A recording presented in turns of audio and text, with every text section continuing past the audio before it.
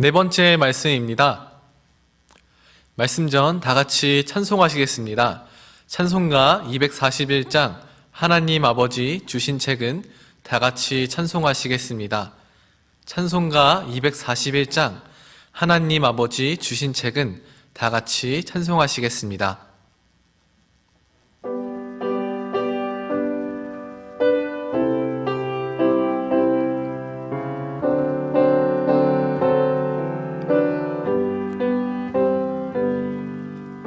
하나님 아버지 주신 책은 귀하고 중하신 말씀일세.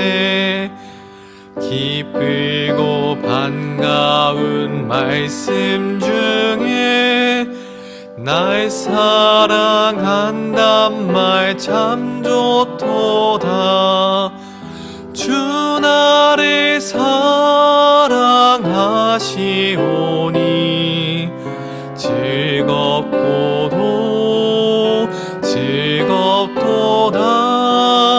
주 나를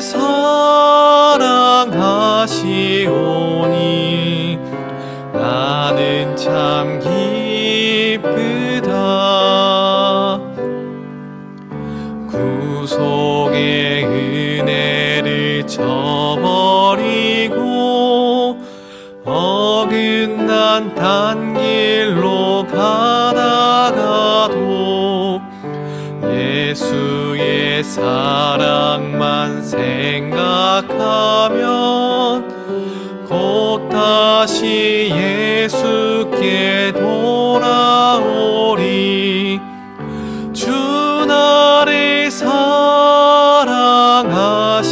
사랑하시오니 즐겁고도 즐겁도다.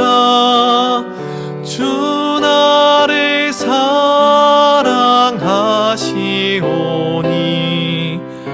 나는 참 기쁘다.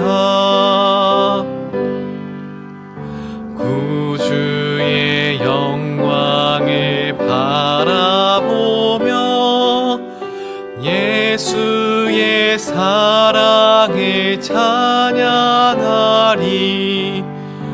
영원히 찬양할 나의 노래 예수의 사랑이 귀하도다. 주 나를 사랑하시오니 즐겁고도 즐겁도다. 주 나를 사랑하시오니 나는 참 기쁘다. 주 예수 날 사랑하시오니 내가 또 예수를 사랑하네. 날 구해 주시려 내려오사 십자가 위에서 죽으셨네. 주 나를 사랑하시오니 즐겁고도 즐겁도다. 주 나를 사랑하시오니 나는 참 기쁘다. 주 예수 날 사랑하시오니 마귀가 놀라서 물러가네. 주 예수 이렇게 사랑하니 우리는 어떻게 보답할까.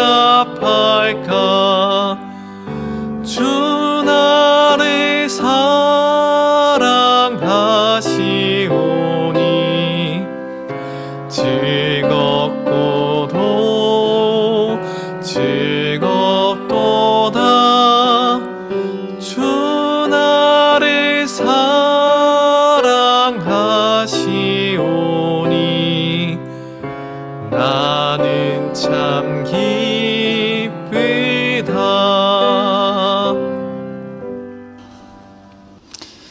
주님 감사합니다. 저희를 일찍이 구원해 주시고 몸된 교회 가운데에서 청소년의 시기를 보낼 수 있도록 도와주심에 감사드립니다. 이 시기에 우리 자신의 목적과 의미를 분명히 알게 도와주시고 훗날 주님께 귀하게 쓰임받는 일꾼으로 예비하게 도와주시옵소서. 또한 주님께서 새롭게 허락하신 2021년 한 해를 주님의 은혜 가운데에서 알차게 참으로 가치 있고 보람되게 보낼 수 있도록 도와주시옵소서. 먼저 이 새해를 하나님의 말씀으로 시작하게 계심을 감사드립니다. 하나님의 배운 말씀을 마음에 새기고 그 말씀에 순종하며 실천함으로 2021년이 하나님 보실 때 참으로 아름답고 하나님을 기쁘시게 하는 해가 되기를 원합니다. 또한 코로나로 인해서 오래도록 복음을 전하지 못한 바 올 한 해 배나 더 열심히 복음을 전하는 한 해가 될 수 있도록 도와주시옵소서. 오늘 말씀 가운데도 주님께서 함께 해주시고 은혜 가운데 인도해 주시옵소서. 우리를 사랑하시는 예수님 이름 받들어 기도드립니다. 아멘. 자, 전국의 중고등부 학생 여러분 안녕하세요. 예, 반갑습니다.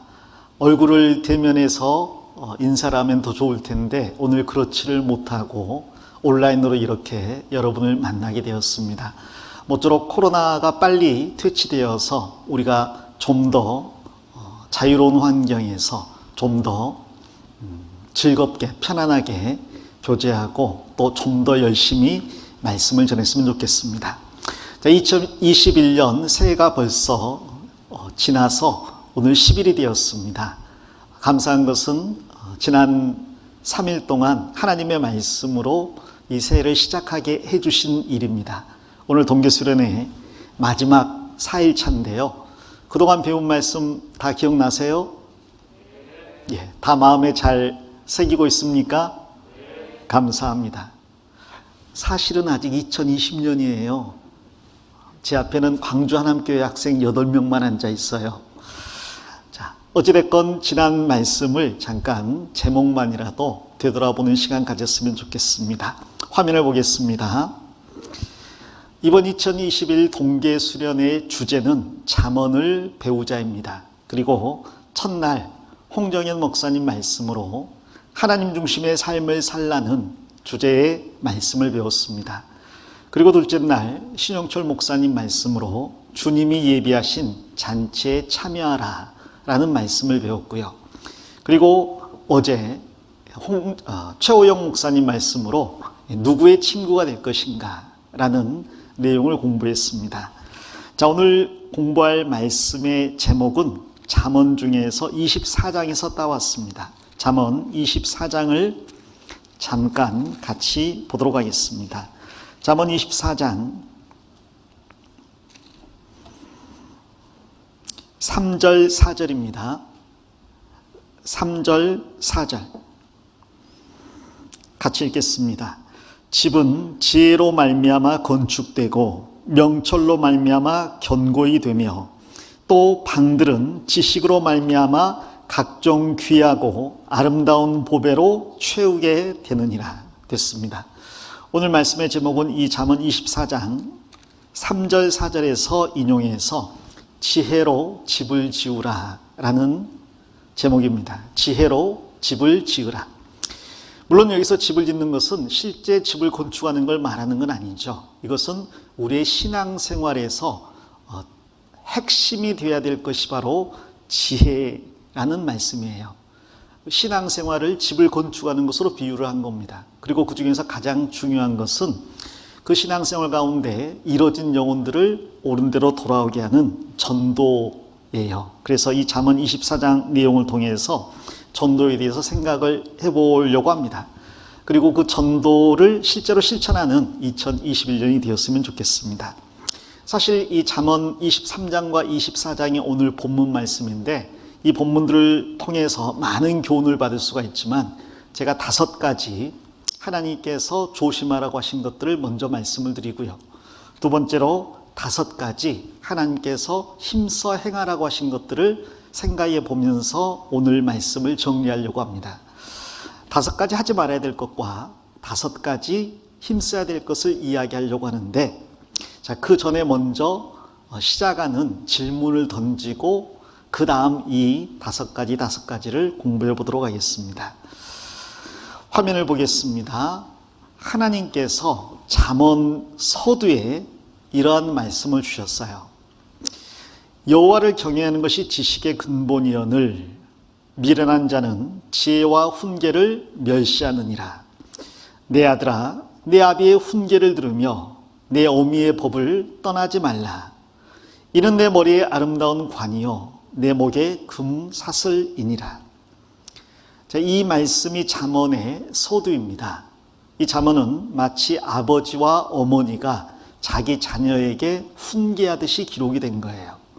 그리고 그 서두에서 아들은 혹은 딸은 아버지의 훈계를 그리고 어머니의 법을 듣고 따를 것을 지금 권면하고 있는 겁니다. 자, 그런데 중고등부 시기에는 이 부분에 있어서 잠깐이라도 충돌이 생길 수 있는 시기죠. 왜냐하면 중고등부 시기를 청소년기라고 하고 청소년기를 보통 자정체성 확립의 시기라고 이야기합니다. 다른 말로 하면 내가 누구인지를 정확하게 정하고 그 나라는 사람의 본질에 맞는 삶을 살아가는 출발점이 있다는 거죠. 어릴 때는 내가 별개의 인격체로서의 내가 아니라 누구 엄마의 아들, 누구 아빠의 딸 이렇게 많이 불렸죠. 그래서 나는 엄마 아빠의 아들, 딸 혹은 가족 구성원의 한 명 이렇게 생각을 합니다. 그런데 한 3살, 4살 되다 보면 나이를 많이 먹었잖아요. 서너 살 되면 인생을 알죠. 그리고 자기라는 존재를 인식을 합니다. 나는 누구의 아들, 누구의 딸이 아니라 나는 나구나.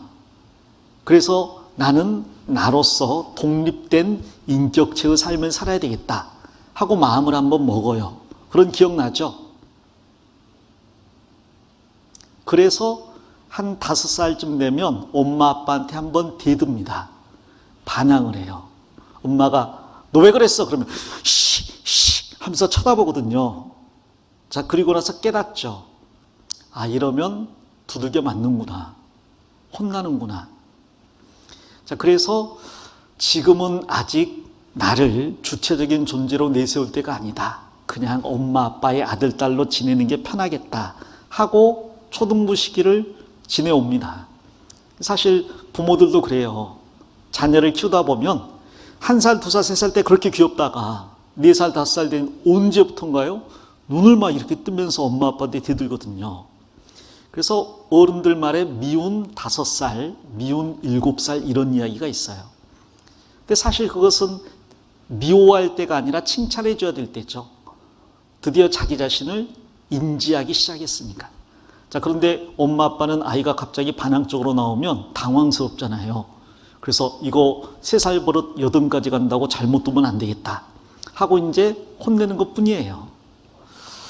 자, 그때 혼나서 자기 자신이란 존재를 잠시 집어넣어놓고 그냥 학창 생활을 보내다가 이제 중학생이 되고 한 2학년, 3학년이 되면 머릿속에 무슨 생각이 들어오냐면 엄마는 나보다 키가 작고 아빠는 맨날 바빠서 대면할 시간이 없고 그럼 내가 한번 해볼 만한데 그래서 예전에 한번 반란을 일으켰다가 그 혼남으로서 성공하지 못했던 그러한 그 마음을 다시 한번 드러냅니다.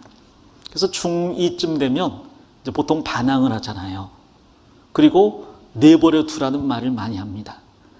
아, 내버려 둬. 내가 알아서 한다고. 뭘 알아서 하는데, 알아서 하기는. 내가 다 알아서 한다고. 자, 그것도 사실은 칭찬할 만한 일이에요. 왜냐하면 자기 자신을 올바로 인지하게 되었으니까. 자, 하지만 정말 그때 엄마 아빠가 내버려 두라고 알았어. 그래. 그럼 네 마음대로 해. 네 마음대로 해. 하고 내버려 두면 그럼 평안해요, 불안해요? 불안하죠. 왜 불안하죠? 불안하긴 한데 그걸 왜 불안한지 말은 잘 못하겠죠. 마음대로 하라고 하면 좋을 것 같은데 문제는 마음대로 해도 괜찮을까라는 생각이 있어요. 예를 들어서 학교 가기 싫으면 공부하지 말고 네 마음대로 해라. 예, 그럼 학교 가기 싫으니까 공부 안 하고 마음대로 살게요. 그런데 그렇게 살 때 평안하면, 마음이 편하면 마음대로 살 텐데 편하지가 않아요. 불안해요. 이게 답이 아닌 것 같은 생각이 들고, 그리고 누군가가 올바른 길을 제시해주고 따라오라고 안내를 해줘야 될 것 같은데 그 누군가는 지금까지 엄마 아빠였잖아요. 근데 엄마 아빠가 네 마음대로 해라 그러면 그 다음부터는 불안하잖아요. 친구들이 나를 안내하고 인도할 수도 있겠지만 그 친구들도 정답을 아는 건 아니죠. 그래서 마음대로 하라 그러면 청소년 시기에는 좀 불안해집니다. 그리고 방황합니다. 그리고 사실 엄마 아빠한테 제대로 말은 못하지만 마음속으로는 나를 올바른 길로 인도해 주세요라는 욕구가 있어요. 그게 인간이죠. 자, 왜 인간은 그런 생각을 갖게 됐을까? 철학적으로 이야기한다면 인간은 하나님께서 만드신 피조물이기 때문에 그래요. 다른 말로 인간은 누군가를 의존하지 않으면 살아갈 수 없는 존재이기 때문에 그렇습니다. 근데 그 의존하는 대상이 절대적인 하나님, 전능하시고 거룩하신 그리고 나를 사랑하시는 하나님이라면 정말 마음에 안심이 되죠. 내가 믿을 수 있는 분, 내가 따를 수 있는 분, 그리고 내가 그분을 따르면서 평안을 누릴 수 있는 분이니까. 자, 그래서 인간은 사실 하나님 안에서만 진실로 평안을 누릴 수가 있고 자기의 삶을 의미 있게 살아갈 수가 있습니다. 그런데 하나님을 모르는 학생들의 경우에는 중고등부 시기 때 많은 혼란을 겪죠. 엄마 아빠를 따르기도 싫고 그렇다고 내 마음대로 살자니 불안하고, 그래서 이러지도 저러지도 못하면서 혼란을 일으키는 경우가 있어요. 혹은 내가 하고 싶은 일, 즉 욕망이란 게 있죠. 예를 들어서 나는 연예인을 하고 싶어요. 가수를 하고 싶어요. BTS처럼. 재능도 있는 것 같아. 제법. 그런데 엄마는 그냥 공부하라 그러고 대학 가라 그러고 나중에 시험 봐서 취직하라 그러고, 나는 이렇게 살고 싶은데 엄마 아빠는 이렇게 살라고 하면 그 가운데 갈등을 일으킬 수가 있겠죠. 이렇게 살고 싶은 욕망을 따를 것인가, 이렇게 살라고 하는 어떤 책임과 의무를 따를 것인가. 의무를 따르면 힘들지만 마음의 평안은 있을 것 같고요. 그리고 내 욕망을 따르면 내가 즐겁고 편하기는 하겠지만 마음에 불안함이 있을 것 같아요. 자, 그런 생각들이 있는 시기가 중고등부 시기거든요. 자, 그런데 성경은 단호하게 말씀을 하십니다. 자, 그럴 때 누구 말 들어라? 다시 한번 화면을 보겠습니다.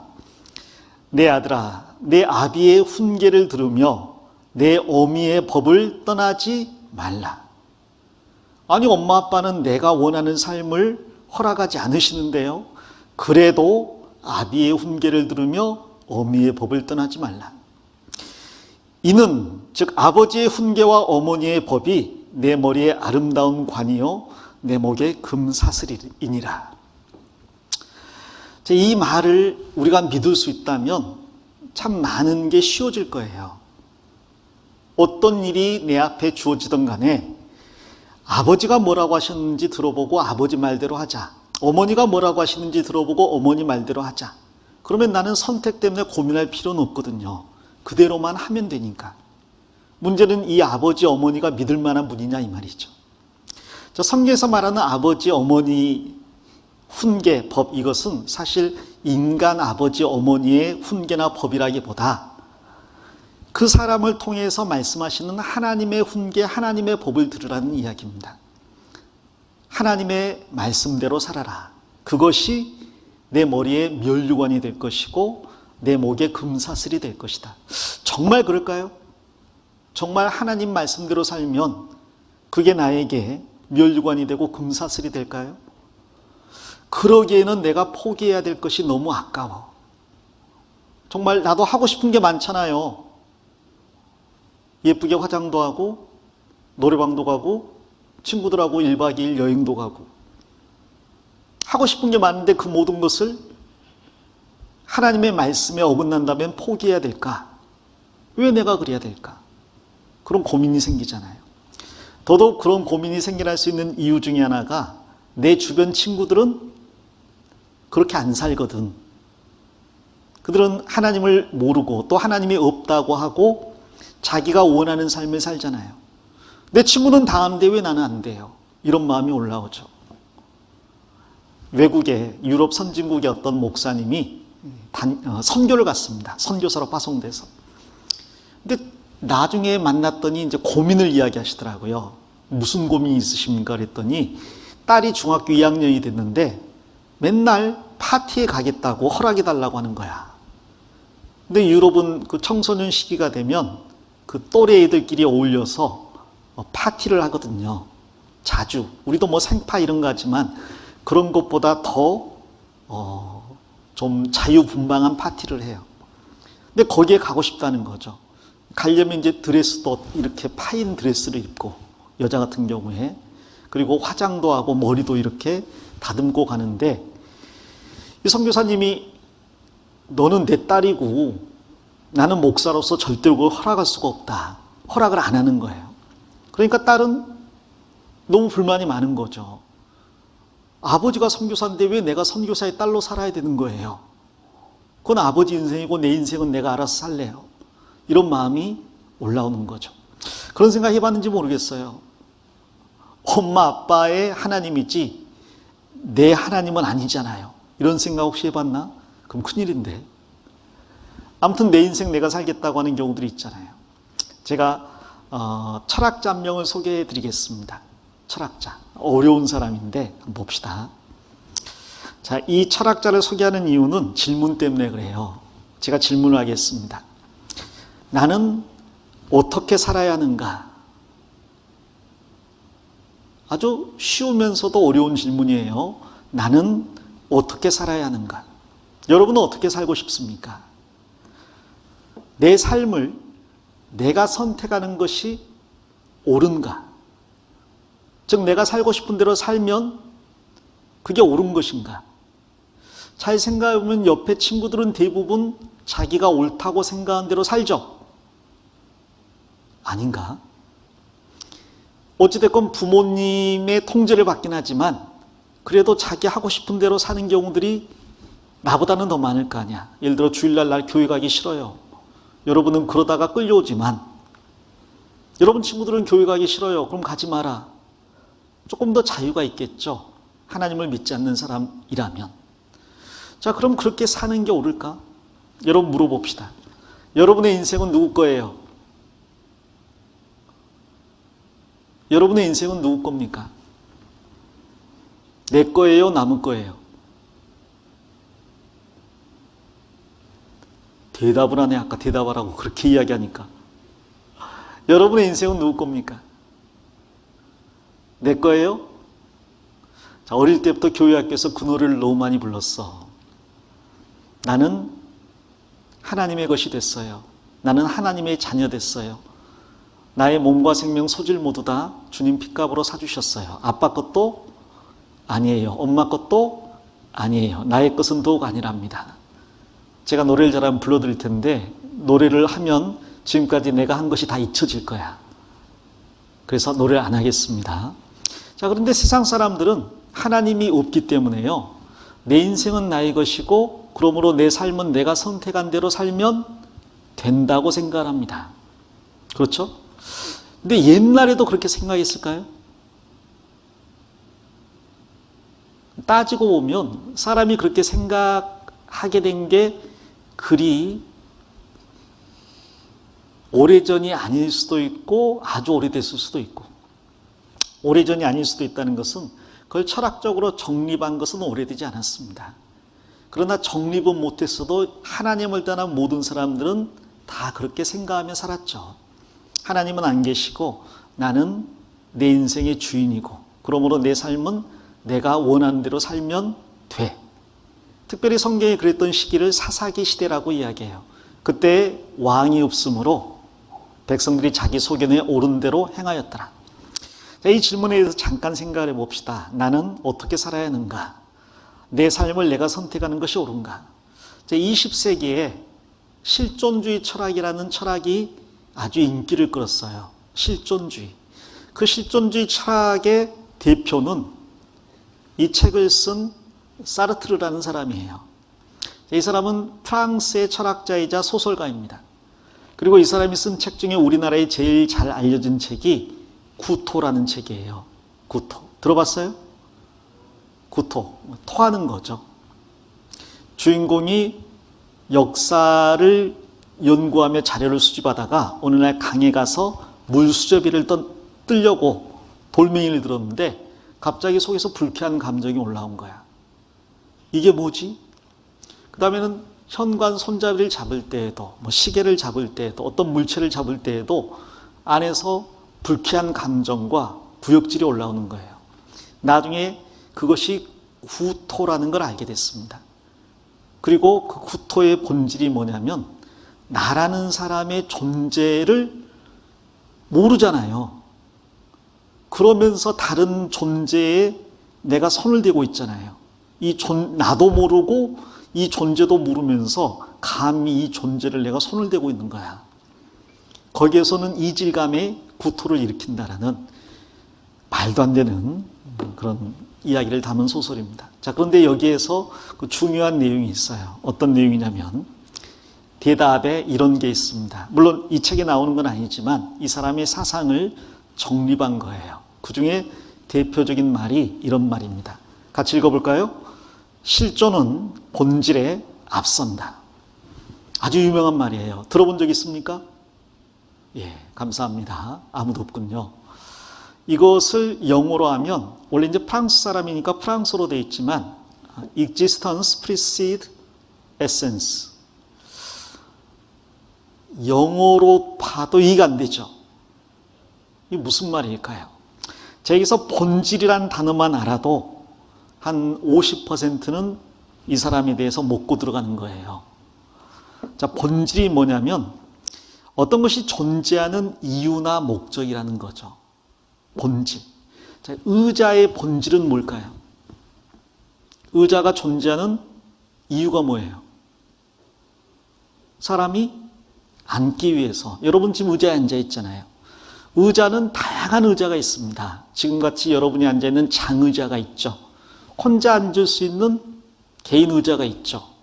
공원에 벤치도 있고요.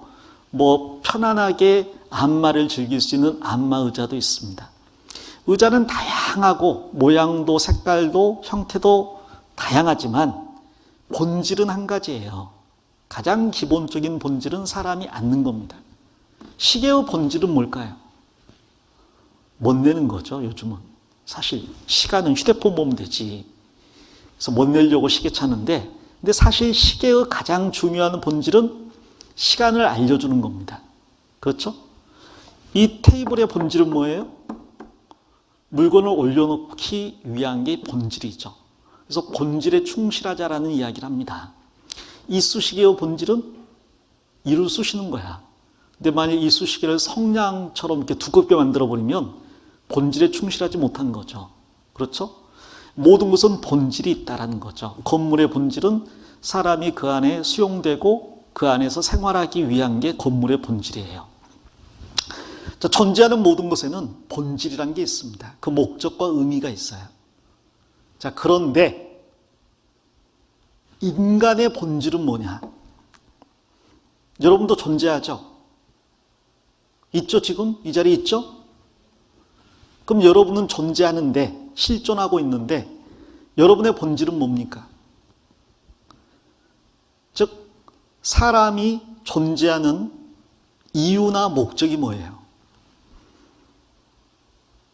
그런데 이 사람은, 즉 실존주의 철학자들은, 실존주의 철학도 물론 두 종류가 있습니다. 유실론적, 실존주의 철학자들이 있고 무신론적 실존주의 철학자도 있어요.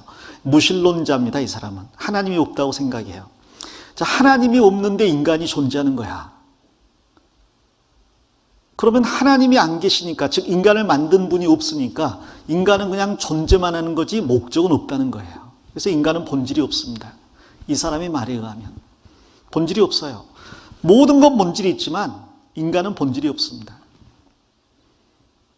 존재하는 이유나 목적이 없다는 거죠. 그냥 세상에 내던져진 거야. 제가 종종 이야기하는 피투성이라고 하는 겁니다. 피투성이 이게 아니라 남에 의해서 내던져진 삶을 산다는 거죠. 내가 태어나고 싶어서 태어난 게 아니고, 내가 대한민국에서 이 가정에서 태어나고 싶은 게 아닌데 던져진 삶을 사는 거예요. 던져진 것도 억울한데 목적도 의미도 없어. 나를 만든 하나님은 존재하지 않으니까 나라는 사람은 그냥 존재하는 거예요. 그래서 인간의 존재는 본질보다 먼저다라고 이야기하는 거죠. 실존이 본질에 앞선다. 그럼 이건 어떤 의미로 전개가 되냐면, 그럼 인간의 본질은 어떻게 정의해야 되는 거냐? 그건 각자가 만들어 나가야 된다는 거죠. 나라는 사람은 누군가에게 책임질 필요가 없어요. 하나님이 안 계시니까. 그러므로 나는 자유예요. 그래서 이 사람이, 사르트르가 이렇게 생겼는데, 잘 보시면 눈이 한쪽이 삐뚤어졌어요. 그래서 세상을 좀 삐딱하게 봤나 봐. 이렇게 보여도요, 이분이 노벨 문학상을 받은 사람이에요. 그러나 거부했던 사람이에요. 나는 다른 사람에게 평가받기를 거부하겠다. 그래서 상을 안 받았어요. 그 돈 자랑하는 부르주아적인 문학상 안 받는다. 거절했습니다. 근데 이 사람의 한 말 중에 이런 게 있죠. 자, 도구, 예를 들어 의자와 같은 존재에 있어서는 본질이 존재에 앞서죠. 사람을 앉게 할 목적을 가지고 의자를 만들잖아요. 그러니까 본질이 존재에 앞섭니다. 그러나 개별적인 단독자, 즉 하나님이 만든 존재가 아닌 그냥 존재하게 된 인간은 실존에 있어서는 존재가 본질에 앞선다. 인간은 그냥 존재하게 된 거고 목적 없이. 그리고 살면서 자기가 목적을 만들어가야 된다는 거죠. 자, 그러기 위해서는 항상 선택을 해야 된다는 거예요. 근데 그 선택은 무슨 선택을 해야 됩니까? 그건 네 자유야. 뭐가 답입니까? 답 없어. 누구도 이게 답이라고 말할 수 없어. 나는 이런 삶을 살 거야. 그럼 네가 그걸 선택했고 그건 너의 선택이니까 존중할게. 그리고 그게 너의 답이라고 확신하고 그렇게 살아. 그렇게 열심히 살다 보면 의미 있는 존재가 될 수 있을 거야. 예를 들어서 나는 가수를 할 거야. 그리고 정말 열심히 노력했더니 훌륭한 가수가 됐어요. 그래서 열심히 노력해서 내가 본질을 찾아낸 거죠. 나는 가수였구나. 이 사람은 글쓰기를 했거든요. 나라는 사람의 본질은 글쓰기다 라고 이야기했고 실제로 많은 글을 썼습니다. 그럼 이렇게 말하면 사람은 뭐든지 선택할 수가 있잖아요. 마음대로 살아도 되잖아요. 자기의 삶이니까. 그래서 인간은 자유라는 저주를 받았다라는 말을 했습니다. 왜 자유가 저주예요? 제가 아까 말한 것처럼 마음대로 해라 그러면 마음이 편해요, 불안해요? 불안하거든요. 인간은 목적이 없으니까 네가 마음대로 살아라. 그러면 불안해지는 거죠. 자, 그렇다고 해서 도피할 생각하지 말아라. 즉, 야, 세상은 너무 불안해. 사막 같은 세상이야. 도망가야겠다. 하고 자살하지 말아라. 비록 그 자유라는 저주를 부여받은 인간이지만 인간은 계속해서 자기에게 주어진 일을 올바르게 선택하고 그것을 이루어 나감으로써 그 저주를 극복해야 된다. 라는 이야기죠. 그리고 또 한 가지, 내가 선택할 때 그 선택은 나뿐 아니라 다른 사람에게 영향을 끼칠 수가 있어요. 나는 너를 쏴버리는 걸로 선택을 했어. 하고 총 들고 와서 빵 쏘면 돼요, 안 돼요? 안 되죠. 내 선택이지만 이 사람에게 좋지 못한 영향을 끼치잖아요. 그러므로 내가 하는 선택은 다른 사람에게 영향을 끼칠 수 있으니까 잘 선택하라는 거예요. 자, 그러면 하나님을 빼버리고 인간은 자유롭게 자기 길을 가면서 남에게 피해만 끼치지 않고 그 안에서 어떤 가치를 발견해낸다면 그 사람은 성공적인 삶을 산 사람이라고 할 겁니다. 그리고 거기에 근거해서 오늘날 세상 사람들은 살아가고 있는 거죠. 나는 나야. 하나님은 안 계셔. 내 의미는 내가 스스로 정할 거야. 남이 내 가치를 결정하게 내버려 두지 않을 거야. 나는 그냥 이렇게 살 거야. 냅둬. 나는 행복해. 나 결혼 안 해. 나는 취업도 안 해. 나는 게임이 제일 좋아. 내가 이렇게 산다는데 뭐? 그리고 나는 이게 의미 있고 보람 있는데 왜? 이런 삶을 많은 사람들이 지금 살아가고 있죠. 그리고 다른 사람들은 거기에 대해 평가를 못 합니다. 나는 좋아요. 나는 이렇게 사는 게 좋아요. 나는 취업 안 했고요. 결혼도 안 했지만요. 나는 이게 제일 좋아요. 난 행복해요. 누가 뭐라고 하겠어요? 그게 지금 결혼도 안 하는 비혼주의자가 많고, 취업도 안 하고 그냥 게임만 하는 청년들도 많고, 그냥 자기 원하는 삶을 살겠다. 욜로라는 말 들어봤어요? 무슨 뜻이에요? 욜로가 무슨 뜻이에요? YOLO죠. You only live once. 단 한 번뿐인 삶이란 뜻이에요. 그 말은 좋은 말입니다. 제가 조금 이따 할 말이에요. 문제는 거기에 담긴 의미가 잘못됐지. 단 한 번뿐인 삶. 이니 지금 현재를 즐겨라. 미래를 위해서 현재를 희생하지 말아라. 지금이 네가 뽑아낼 수 있는 최선의 시간이다. 우리 부모님 때는요, 나중에 잘 살려고 저금했죠. 안 쓰고 안 먹고 안 입고. 그때는 나중에 좋은 날이 오겠지 하고 저녁 늦게까지 잔업도 하고 날도 새면서 일도 했어요. 자, 그러나 지금 욜로는 그것을 거부합니다. 왜 불확실한 미래를 위해서 내가 현재를 포기해야 돼? 이 확실한 현재를. 지금 내가 누릴 거야.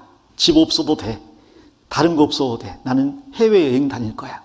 나는 회사 안 다니고 놀 거야.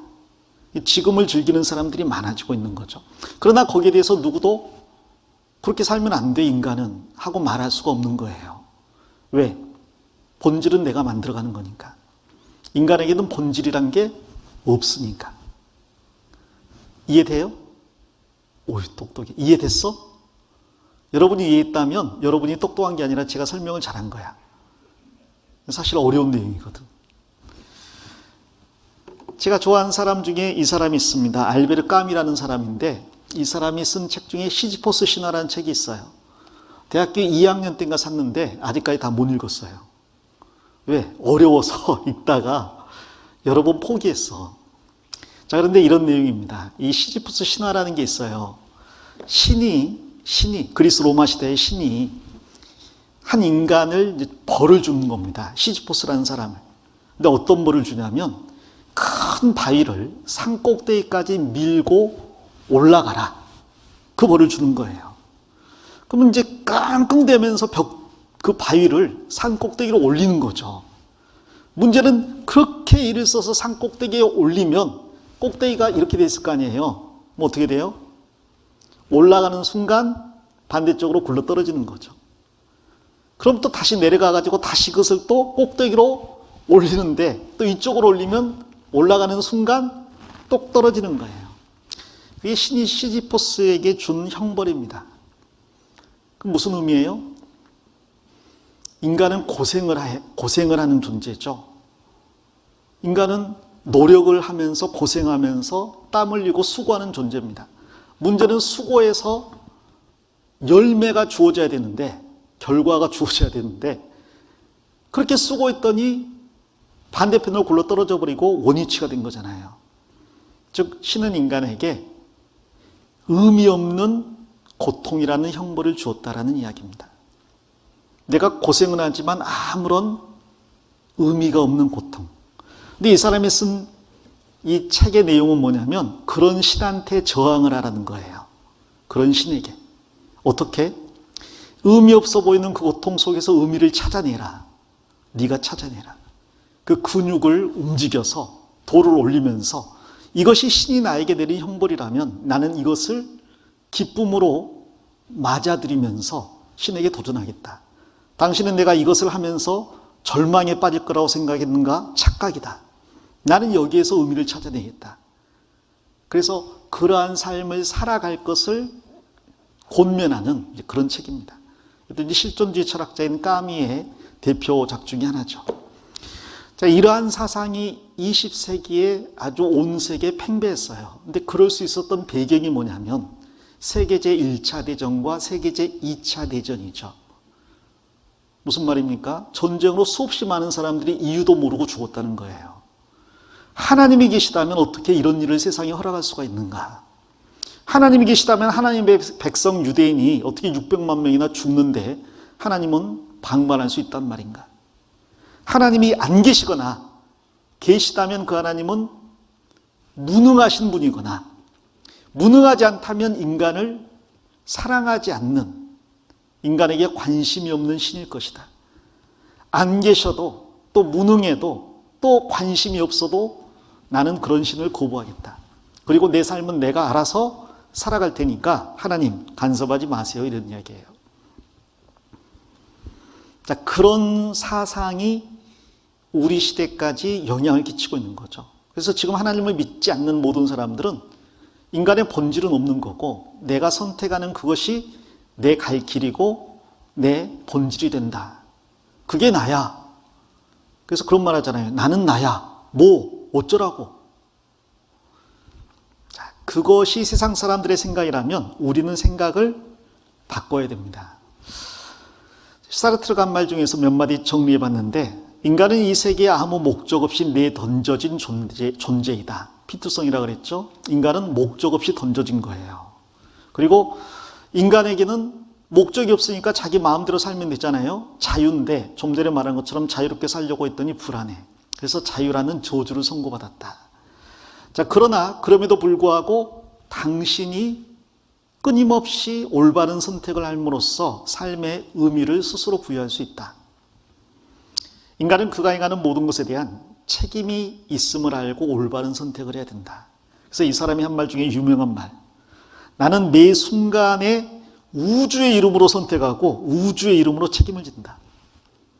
내가 선택할 때요, 이 컵에 물을 마시는 이 선택이 이 우주에 어떤 영향을 미칠 것인지를 생각하고 그 책임을 감내할 각오로 이걸 이제 마신다는 거죠. 자, 이런 사람들은 사회에 적극 참여를 합니다. 예를 들어 대통령이 잘못하면 당신이 잘못된 선택을 해서 많은 사람에게 잘못된 영향을 끼치잖아요. 그러지 말라고 사회 운동을 하고 참여를 하는 거죠. 이러한 사람들은 이제 많은 반항을 하는 거예요. 사실 이 사람은 대학 때 만난 첫사랑이 있었는데 첫사랑이 아닌가? 결혼을 안 하고 계약 결혼을 했어요. 우리 사랑이라는 이름으로 서로를 올가매는 고전적인 결혼이라는 제도를 탈피하는 지식인이 됩시다. 그래서 서로 같이는 사는데 부부는 아니야. 계약서를 쓴 거야. 지식인이라고. 그리고 수십 년을 같이 살았어요. 문제는 수십 번 바람을 피웠다는 거지. 이 사람하고 내가 결혼한 게 아니니까. 그럼 그 아내는 고통을 받을까요? 안 받을까요? 엄청난 고통을 받았죠. 사실은 말이 안 되는 이야기인데 자신의 방종을 정당화시키기 위해서 이런 것을 인용하는 경우도 있습니다. 자, 우리는 다른 대답을 해야 돼요. 우리가 해야 될 대답은 두 번째입니다. 자, 나는 세상에 의미 없이 내에 던져진 존재가 아닙니다. 하나님께서 창세 전부터 계획과 목적을 가지고 나를 만드셨어요. 그리고 내가 이 세상에 태어날 시기를 정확하게 정해서 이 세상에 태어나게 했습니다. 예수님이 이 세상에 태어난 것도 하나님이 시간을 정확히 정해서 태어나게 했고요. 예수님이 이 세상을 떠나신 것도 정확하게 시간을 정해서 그 시간에 떠났어요. 6월절 오후 3시. 그래서 나는 다른 대답을 해야 됩니다. 이렇게 대답해야 되겠죠. 같이 읽어볼까요? 하나님이 나를 지으셨고 나를 사셨다. 사셨다는 말은 나를 지으셨을 뿐 아니라 십자가에서 피를 흘려서 나를 구원했죠. 그걸 다른 말로 구속했다고도 이야기합니다. 구속이란 것은 노예를 값을 주고 샀다는 이야기예요. 하나님이 나를 지으셨고 나를 사셨으면 나의 주인은 누구예요? 하나님이 되는 거죠. 그리고 그 하나님은 나를 지으시는 목적이 있고 나를 구원하시는 목적이 있을 거 아니에요. 본질이란 게 있을 거 아니에요. 그럼 나는 어떻게 살아야 돼요? 내가 원하는 삶을 살아야 되는 게 아니라 나를 지으시고 사신 하나님의 목적에 맞는 삶을 살아야 된다는 거죠. 그리고 그게 나의 본질입니다. 성경 전도서 12장을 가보겠습니다.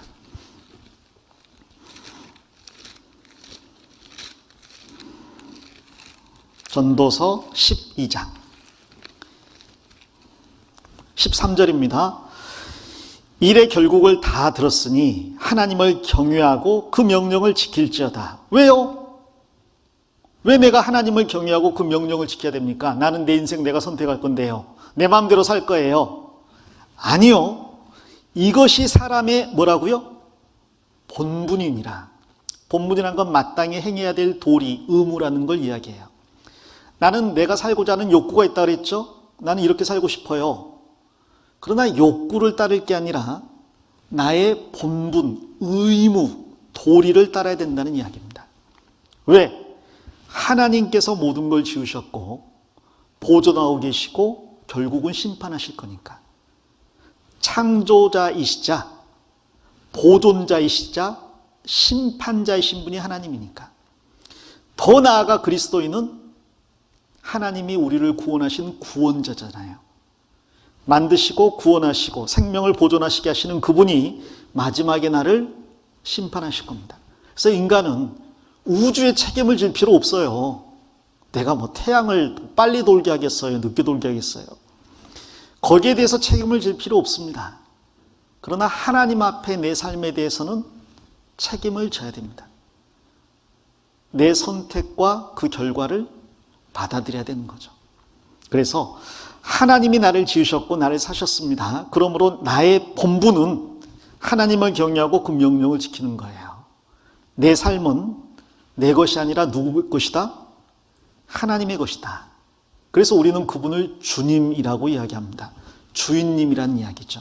그리고 나는 하나님을 그리고 예수님을 주님이라고 부르는 순간 나는 그분의 종이 되는 거고 내 삶의 목적은 나의 주인이신 하나님을 기쁘시게 드리는 것, 그분을 영광스럽게 하는 것으로 정해져 버려요. 나는 그걸 원하지 않는데요. 원하지 않아도 그게 내 본질입니다. 인간의 본질, 특별히 그리스도인의 본질이 되는 거예요.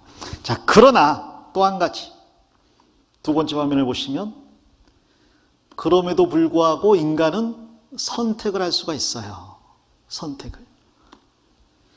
하나님께 영광 돌리는 삶, 내 자신을 십자가에 못 박는 삶을 살 수 있지만 그러지 않을 수도 있습니다.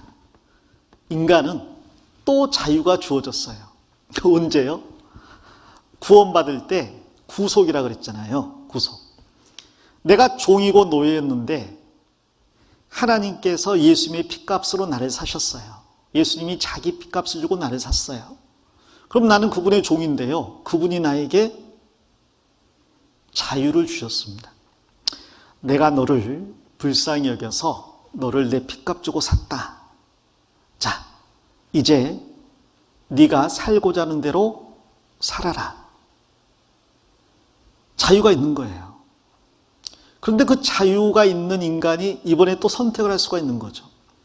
그럼 나를 위해서 자기 목숨을 버리신 예수님을 주인으로 섬기며 그분을 기쁘시게 하는 삶을 사는 선택을 하든지 아니면 감사해요 하고 내 마음대로 세상 사람처럼 살아가든지 여전히 나는 자유가 있습니다. 자, 그러나 어떠한 삶을 선택하는 게 마땅한가? 그리고 두 번째, 그 선택의 결과가 결국 나에게 어떻게 주어지는가? 이건 생각해야 되는 거죠. 이 선택의 결과는 나의 영혼을 결정해 버립니다. 구약 성경에 보면 뚫린 귀 이야기 아시죠? 구약 성경에 보면 종이 있어요. 어떤 이유가 됐건 종이 됐어요. 주인을 섬겼습니다. 자, 그런데 주인을 섬겨야 될 기간이 끝나면 이 사람은 자유인이 될 수 있어요. 안식년이 주어진다든지 희년이 주어지면 모든 종들이 해방이 됩니다. 그런데 이 종이 주인을 섬기다가 자유다 그래서 나가려고 보니까 주인이 나를 너무 사랑해주고 나에게 너무 잘해줬거든. 너무너무 나를 사랑해주고 나에게 너무 잘해줘서 내가 자유인이 됐지만 주인을 떠나고 싶은 마음이 안 생기는 거예요. 그래서 주인에게 가서 이야기합니다. 제가 자유인이지만 그러나 주인을 사랑하기 때문에 종이 되고 싶습니다. 자발적으로 종이 되고 싶습니다. 그러면 주인은 그 종을 데리고 집 문 있는 데로 가서 그 대문 문짝에다가 귀를 대고 송곳으로 귀를 뚫으라고 그랬습니다.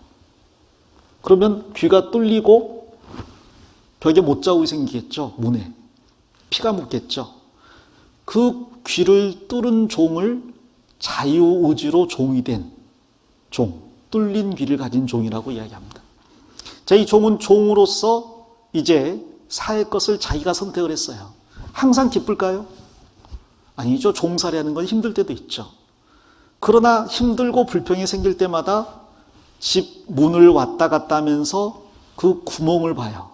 문에 박혀있는 못자국을 보고 피를 보죠. 아, 내가 주인을 사랑해서 내 의지로 종이 된다고 했는데 내가 또 이런 불평을 하고 있구나. 또 다시 주인을 사랑하는 그 마음을 마음에 새기고 열심히 일을 하게 되는 거예요. 그게 뚫린 귀고 그게 그리스도인입니다. 우리는 주님이 우리를 구원하셔서 천국에 갈 수 있는 하나님의 자녀가 되었습니다. 자, 그런데 자녀도 두 종류의 자녀가 있다는 거예요. 정말 그 은혜에 보답하는 착한 아들이 있는가 하면 다시 또 탕자처럼 사는 못된 아들이 있을 수가 있는 거죠. 어떤 삶을 살 것이냐, 어떤 삶을 살든 우리는 여전히 아들이에요. 그러나 어떤 삶을 사는 게 마땅하냐, 그리고 그 결과가 무엇이냐, 우리는 올바른 선택과 책임을 져야 되는 존재입니다. 그리고 그에 대한 해답으로 하나님께서 주신 말씀은 그렇다면 아버지의 말을 들어라. 어머니의 법을 떠나지 말아라. 그것이 내 머리의 면류관이고 내 목의 금사슬이 된다. 라고 이야기하시는 거예요. 이해됩니까? 이해돼요? 이걸 이해했다면 여러분은 사실 굉장히 쉬우면서도 굉장히 어려운 걸 이해하신 거예요. 왜 내가 하나님 뜻대로 살아야 됩니까? 내 마음대로 살고 싶은데. 자, 그러나 아까 그것은 실존주의 철학자들이 말한 것의 결과죠. 지금 세상 사람들이 살아가고 있는. 내 마음대로 살게요. 네, 마음대로 사세요. 그러나 죽음 이후에 자신의 선택에 대해서 후회하게 될 겁니다. 하나님은 거기 계셨어요. 안 계신 줄 알았는데 계셨고, 하나님이 나를 만드신 게 아니라고 생각했는데 그분이 창조주였어요. 죽고 나면 심판이 없다고 생각했는데 내 생명을 주시고 보존하신 하나님이 어느 날 생명을 취해 가신 다음에 나를 하나님의 심판대 앞에 세울 때 그때 내가 땅을 치게 되는 거죠. 그 사람에게 하나님이 하시는 말씀은 너희는 평생 나 없이 살았으니 이제 앞으로도 영원토록 나 없는 곳에서 살아라. 이 무익한 종을 바깥 어두운 데 내어 던져라. 거기서 슬피 울며 이를 갈미 있으리라. 그래서 아버지의 훈계 어머니의 법이라고 하는 거예요. 나를 사랑하는 아버지, 나를 아끼는 어머니가 내가 잘 되기를 바라는 마음에서 훈계하고 법을 주는 겁니다. 그럼 우리는 그것을 따르는 게 나의 면류관이고 목의 금사슬이 된다는 겁니다. 자, 서론을 아주 길게 이야기했어요. 자, 그러나 이것을 여러분이 마음에 받아들인다면 조금 더 하나님 말씀에 순종하기가 쉽지 않을까, 그런 생각을 해봤습니다. 자발적으로 순종하는 뚫린 귀를 가진 종이 되지 않을까라는 생각을 해서 이런 말씀을 드렸습니다. 자, 우리는 선택할 수가 있습니다. 그러나 어떤 쪽을 선택해야 될까요? 빛을 선택해야 될까? 어둠을 선택해야 될까? 2020년까지 빛과 어둠의 회색지대에 있었다면 2021년은 아주 결단을 내릴 필요가 있어요. 이제 주님이 올해 오실지 내년에 오실지 몰라요. 지금 세상 돌아가는 걸 보면 글쎄 얼마 많이 남지 않았다는 생각은 누구든지 하잖아요. 언제까지 어둠에 속해 있을 것이냐. 언제까지 머뭇머뭇하려느냐? 언제까지 두 사이에서 결정을 못 내리고 세상 따라갔다가 하나님 말씀 따랐다가 할 것이냐? 선택하라. 마귀가 예수님을 성전 꼭대기에 세워놓고 온 세상 영광을 보여주면서 나에게 절만하면 이 모든 걸 주겠다 그랬죠. 예수님께서 단호하게 말씀하셨습니다. 사탄아, 물러가라. 하나님을 경외하고 그분만을 섬겨야 한다. 단호하게 이야기하셨어요. 하나님께만 경배해야 됩니다. 세상과 타협하지 않아야 된다는 거죠.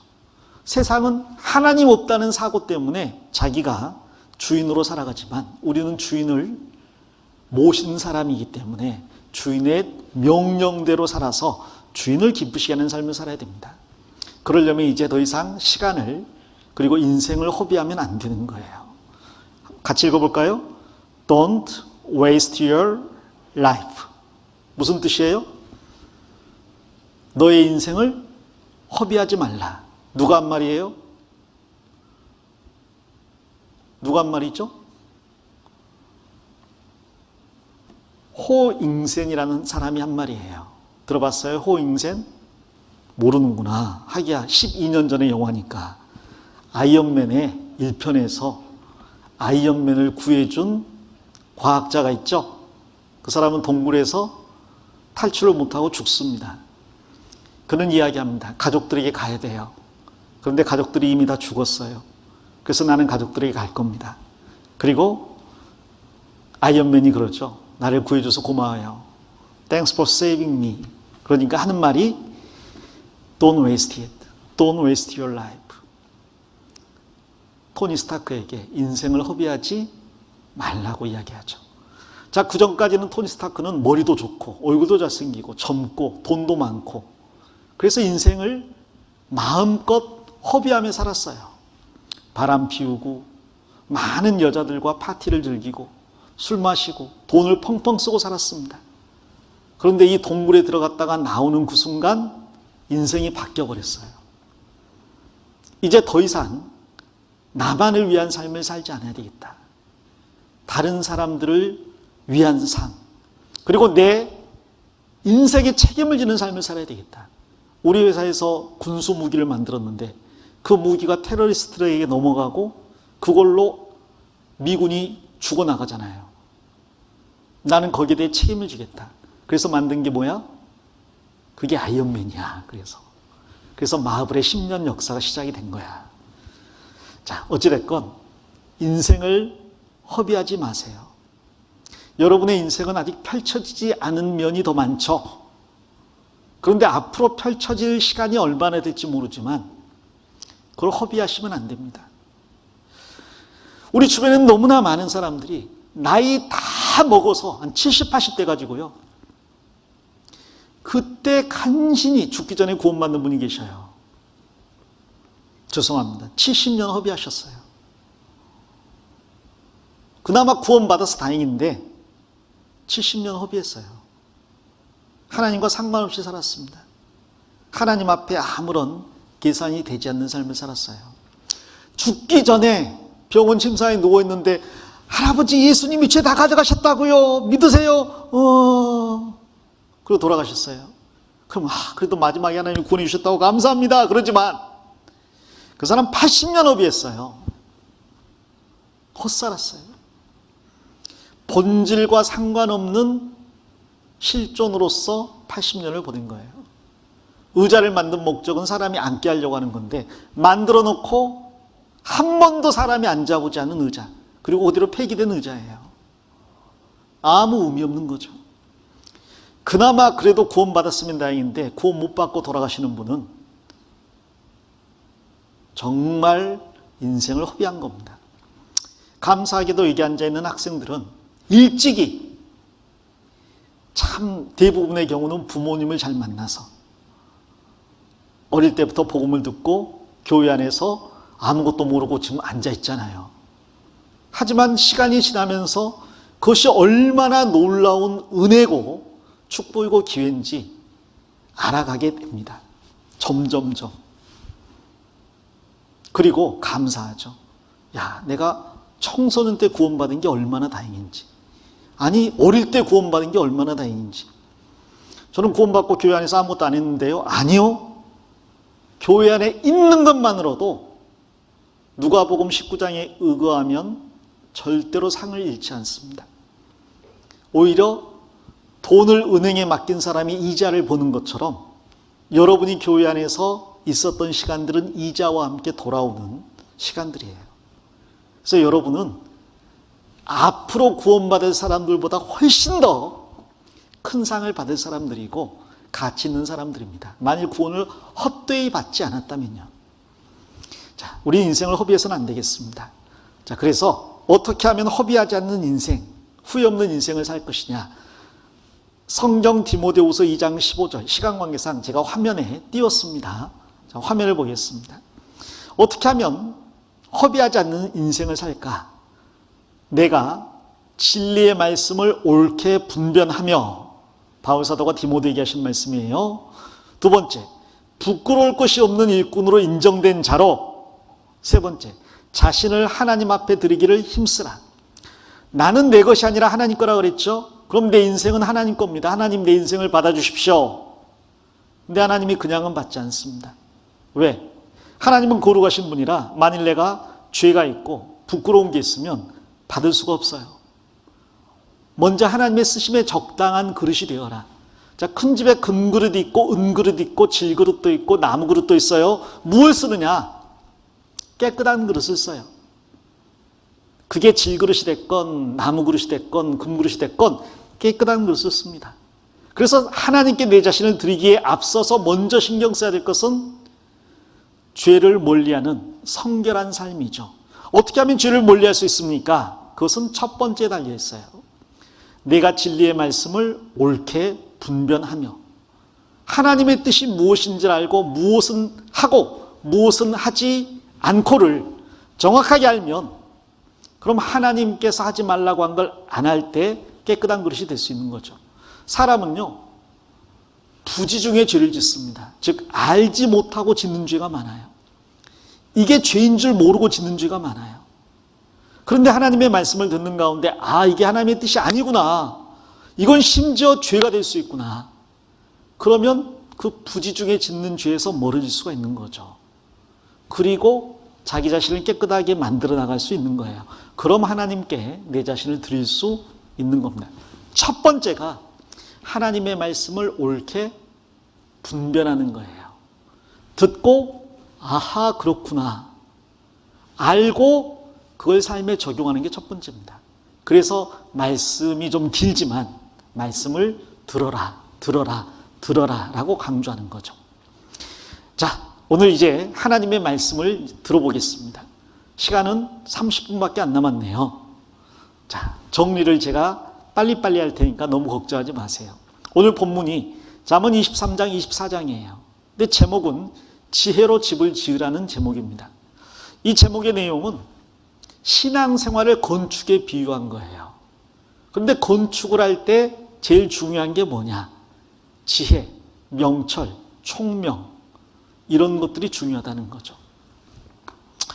자, 먼저 잠언 23장부터 하나하나 차근차근 제가 정리를 해드리겠습니다. 아마 온라인으로 이걸 보고 있는 학생들이 많아서 또 성경을 안 찾을 줄 몰라요. 그래서 제가 성경을 다 찾아서 화면에 띄워놨으니까 남은 시간 잘 집중해서 들어보십시오. 하나님께서 경고하신 것들, 여러분이 지난 3일 동안 들은 내용과 똑같은 내용들이 잠언 23장에 나와 있어요. 하지 말라고 하신 것들. 제가 이 동계수련의 말씀을 전하다 보니까 그렇구나 하고 알았어요. 뭘? 2020년도, 2019년도, 2018년도, 2017년도, 2016년도, 2015년도 내용은 똑같구나, 그걸 알았어요. 다만 성경 본문만 다르구나, 그걸 알았습니다. 그래서 여기에 고3이나 고2 학생들이 있으면 익숙이 드는 말씀들이 잠언 23장과 24장에 나와 있다는 걸 알 겁니다. 하나님께서 경고하신 첫 번째, 대인관계를 경계하셨습니다. 뭐라고요? 대인관계. 경고하셨다는 것은 조심하라 혹은 삼가라, 하지 말라는 거예요. 근데 그 중에 첫 번째로 하나님이 말씀하신 게 잠언 23장에는 대인관계가 나와 있습니다. 예를 들어서 잠언 23장 1절에는 내가 관원과 함께 앉아 음식을 먹게 되거든 삼가 내 앞에 있는 자가 누구인지 생각하라라고 했습니다. 내가 음식을 먹는데 내 앞에 있는 사람이 관원, 지금으로 하면 고위 공무원이에요. 고위 공무원, 벼슬아치. 근데 그런 사람과 함께 앉아서 음식을 먹는다면 이 사람이 누군지를 잘 생각하고 행동을 조심하라 이 말이에요. 예를 들어서 높은 벼슬에 있는 사람 앞에서 내가 함부로 행동하면 이런 건방진 놈이 하고 미움을 사고 혼날 수도 있죠. 또 나쁜 사람이 내 앞에 앉아 있어요. 그러면서 나한테 뭘 먹으라고 해요. 먹었더니 자, 너 먹었으니까 내 말 들어. 그럴 수 있는 거거든요. 그러니까 내 앞에 맛있는 음식들이 있다 할지라도 중요한 것은 그 음식을 베푼 사람이 누군지를 잘 생각하고 분별을 해야 된다는 이야기입니다. 괜히 사채업자들 있죠. 사채 잘 모르겠구나. 아주 금리를, 이자를 높게 받으면서 돈을 꿔주는 사람들이 있습니다. 그냥 묻지도 따지지도 않고 돈 꿔준다 그러니까 그래요 하고 꿨어. 한 번 꿔가지고 인생 망한 사람 많습니다. 동일하게 나에게 맛있는 음식을 대접해주고 나한테 호의를 베풀어줘요. 이 사람은 좋은 사람인가 하고 다 받아 잡섰는데 나중에 다른 목적이 있는 사람이 있어요. 그게 뇌물이었을 수 있고 그게 어떤 부정한 청탁을 하기 위해서 주는 것도 있거든요. 자, 그러므로 나는 내 앞에 있는 음식에 정신을 팔릴 게 아니라 나와 함께 있는 사람이 누군지를 잘 생각해야 된다고 이야기합니다. 여러분, 친구들하고 놀면 좋죠. 재밌잖아요. 근데 재미에 빠져서 이 사람이 누군가를 잊어버리는 경우가 있습니다. 나중에는 그 안에 올무에 걸려가지고 빠져나오지 못하게 되는 경우가 있어요.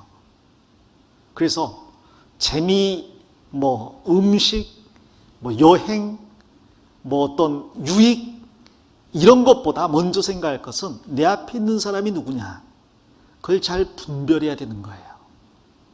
성경 잠언에는 좀 찾아보겠습니다. 말 나온 김에. 잠언 23장 가볼게요.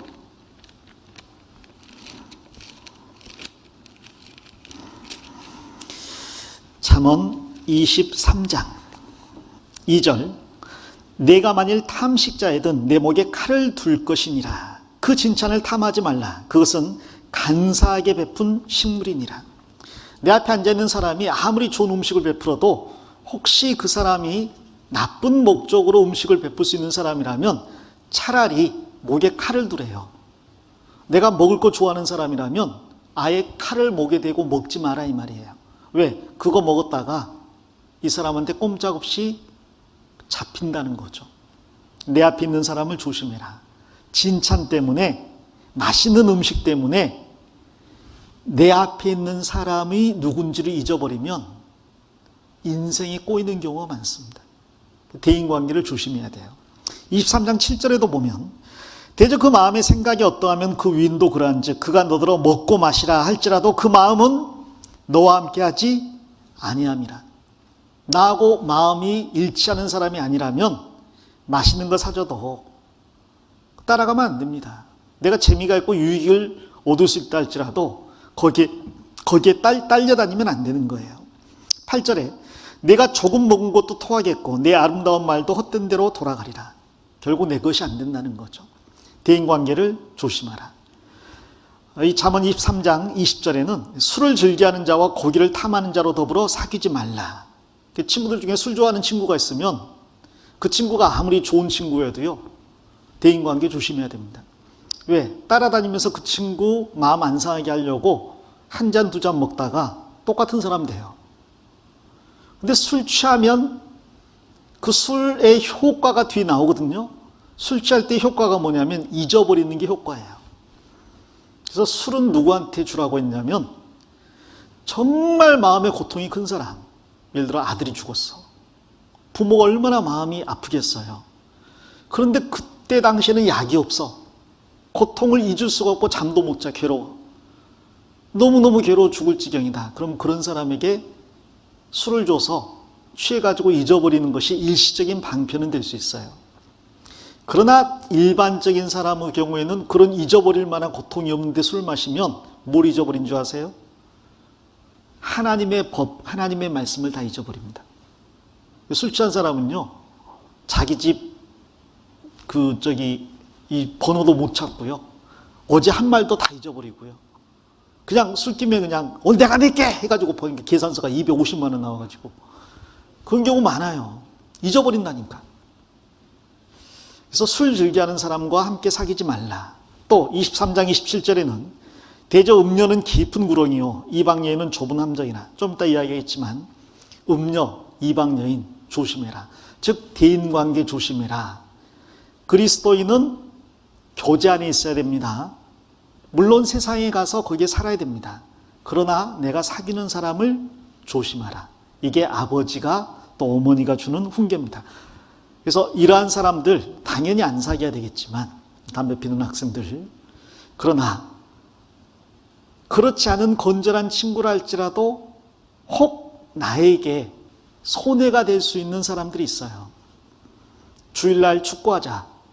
내가 축구를 너무 좋아해. 근데 하필 주일날 하재.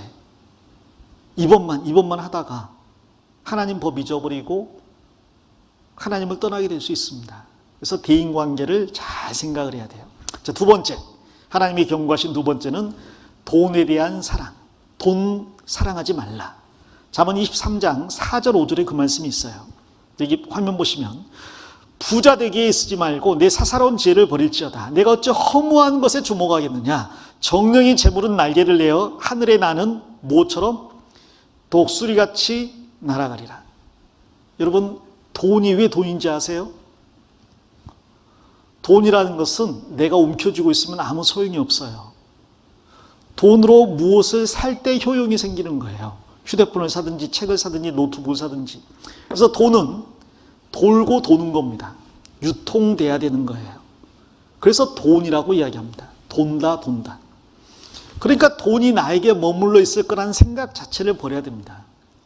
이 돈은 나에게 머물지 않아요. 사람이 독수리를 자기에게 머무르게 할 수 있습니까? 요즘은 동물원에 잡아가지고 놔두지만, 이 독수리는요, 기회만 주어지면 하늘 향해서 두 날개 펴서 날아가 버립니다. 돈도 그래요. 내가 금고에 넣어놨다. 절대로 돈 잃어버리지 않는다. 나는 은행에 넣어놨다. 절대로 이 돈은 날아가지 않는다. 근데 목사님이 그러시더라고요. 돈이 안 날아가면 내가 날아가. 돈 몽땅 쌓아놓고 내가 죽는 경우가 있어요. 누가복음 12장의 어리석은 부자. 열에 쓸 물건을 많이 쌓아뒀으니 평안히 먹고 마시고 쉬고 즐거워하자 하되, 하나님은 이르시되 어리석은 자야, 오늘 밤에 네 영혼을 도로 취하리니 그러면 내 예비한 것이 네 것이 되겠느냐. 솔로몬은 그 많은 부귀영화를 가지고 있었지만 계산해 보면 나이가 60살이 못 돼서 죽었어요. 10대 때 왕이 돼가지고 40년 통치했으니까 60이 못 돼서 죽었습니다. 근데 그 아들 르호보암 때 나라를 반으로 토막내버렸잖아요.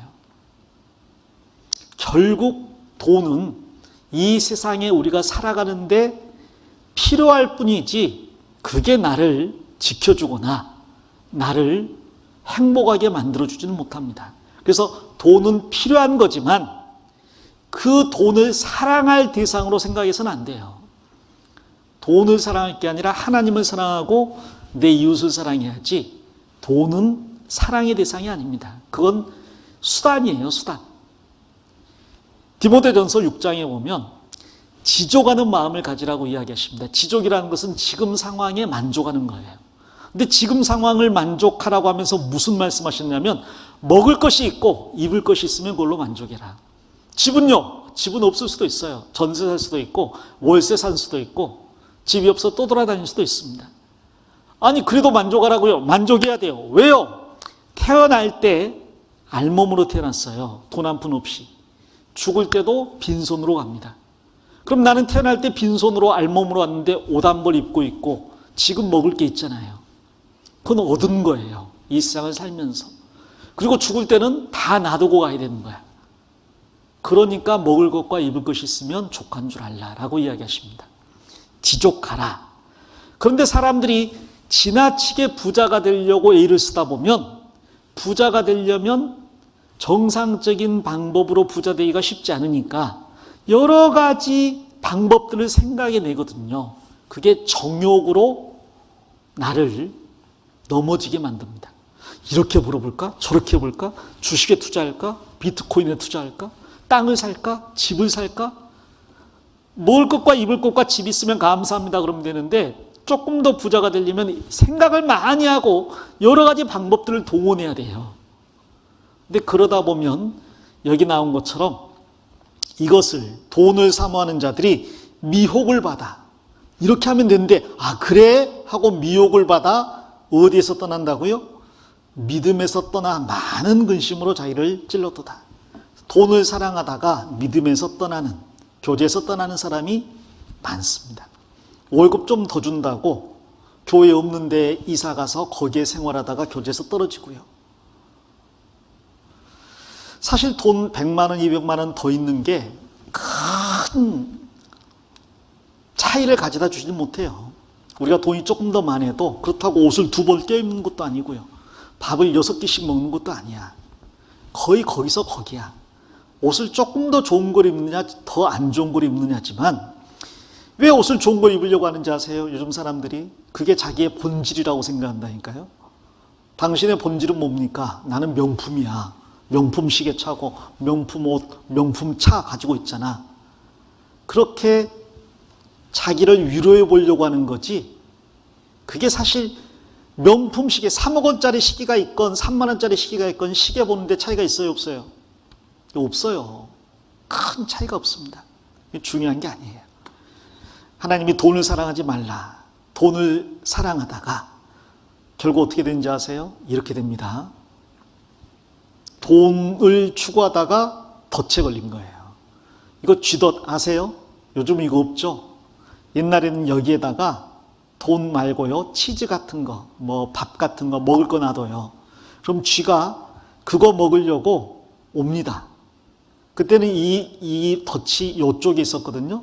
근데 그 미끼를 빼려고 살짝만 건드려도 이게 스프링이라 탁 해서 허리를 부러뜨리는 거예요. 거의 쥐가요, 몸이 반토막이 나 있어요. 근데 사람이 돈에 덫에 걸려가지고 인생이 반토막 나는 경우가 많습니다. 그러지 말아라. 자, 세 번째로, 술을 즐기고 고기를 탐하는 것을 멀리하라. 이것은 쾌락을 이야기하는 거죠. 쾌락. 지금 우리 시대 사람이 제일 좋아하는 게 이러한 쾌락이에요. 특별히 육체적인 쾌락. 그 중에 특별히 잘 먹고 잘 마시고 잘 놀고 끝. 그래서 지금 TV에 제일 많이 나오는 방송이 뭐야? 먹방. 맛있게 잘 먹는 것. 목적은 없어. 그냥 맛있게 잘 먹는 거야. 먹방. 지금 예전에는 TV에서 술 마시는 장면 절대로 안 나왔거든요. 영화에서는 나와도 TV에서는 안 나왔거든요. 요즘은 TV에서 술 마시는 장면이 그렇게 많이 나오는 걸 넘어서서 아예 술 마시는 프로그램도 있더라고. 연예인들 모여서 맛있는 안주에 술 마셔. 아주 그냥 장려를 하는 거지. 잘 먹고 잘 마시면 그럼 됐다는 거죠. 에이, 뭐 인생 뭐 있어? 하면서 먹어. 마셔. 쾌락을 추구하는 삶. 그 사람의 본질은 쾌락입니까? 그런데 우리 몸은 하나님께서 쾌락을 위해서 만들어주신 게 아니에요. 하나님의 영광과 하나님의 기쁨을 위해서 몸을 만들어주신 거지 쾌락을 위해 만든 게 아닙니다. 그래서 잠언 23장에는 이 술 마시지 말라는 말씀이 아주 중요한 부분을 차지하고 있습니다. 잠언 23장 29절부터 좀 읽어보겠습니다. 23장 29절부터. 재앙이 네게 있느냐, 근심이 네게 있느냐, 분쟁이 네게 있느냐, 원망이 네게 있느냐, 까닭없는 창상이 네게 있느냐, 붉은 눈이 네게 있느냐, 술에 잠긴 자에게 있고 혼합한 술, 이때도 폭탄주를 마셨나 봐요. 혼합한 술을 구하러 다니는 자에게 있느니라. 포도주는 붉고 잔에서 번쩍이며 순하게 내려가나니 너는 그것을 뭐라고요? 보지도 말지어다. 이것이 마침내 뱀같이 물 것이요 독사같이 쏠 것이며 또 내 눈에는 괴이한 것이 보일 것이요 내 마음은 망령된 것을 바랄 것이며 나는 바다 가운데 누운 자 같을 것이요 돛대 위에 누운 자 같을 것이며 내가 스스로 말하기를 사람이 나를 때려도 나는 아프지 아니하고 나를 상하게 하여도 내게 감각이 없도다. 내가 언제나 깰까 다시 술을 찾겠다 하리라. 이 술을 마시게 되면 아픈 것도 잊어버린다니까요. 하나님의 말씀을 잊어버리는 건 말할 것도 없고, 게다가 중요한 것은 내가 언제나 깰까 다시 술을 찾겠다 하리라. 이 술이란 건 중독성이 있습니다. 그래서 알코올 중독자는요, 자기 의지로 술을 마시고 안 마시고를 조절을 못해요.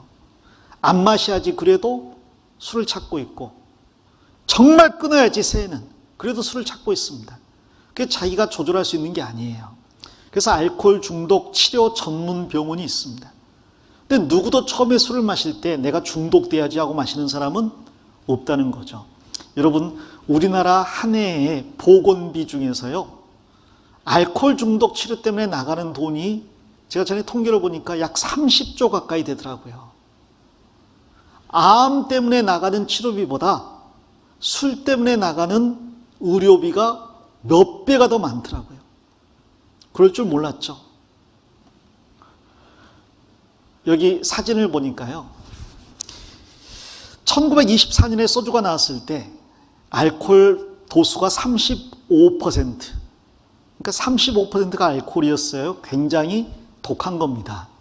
근데 그게 30, 25, 20, 19, 18, 17, 14, 13, 지금은 4도, 5도까지 나와요. 자, 이게 기가 막힌 전략인데, 왜 그러냐면 제가 예전에 저희 그룹, 제가 두산 그룹에 있었는데 거기서 맥주도 만들고 소주도 만들고 위스키도 만들고 포도주도 만들고 정통주도 만들고 다 만들었거든요. 근데 그때 기억이 나요.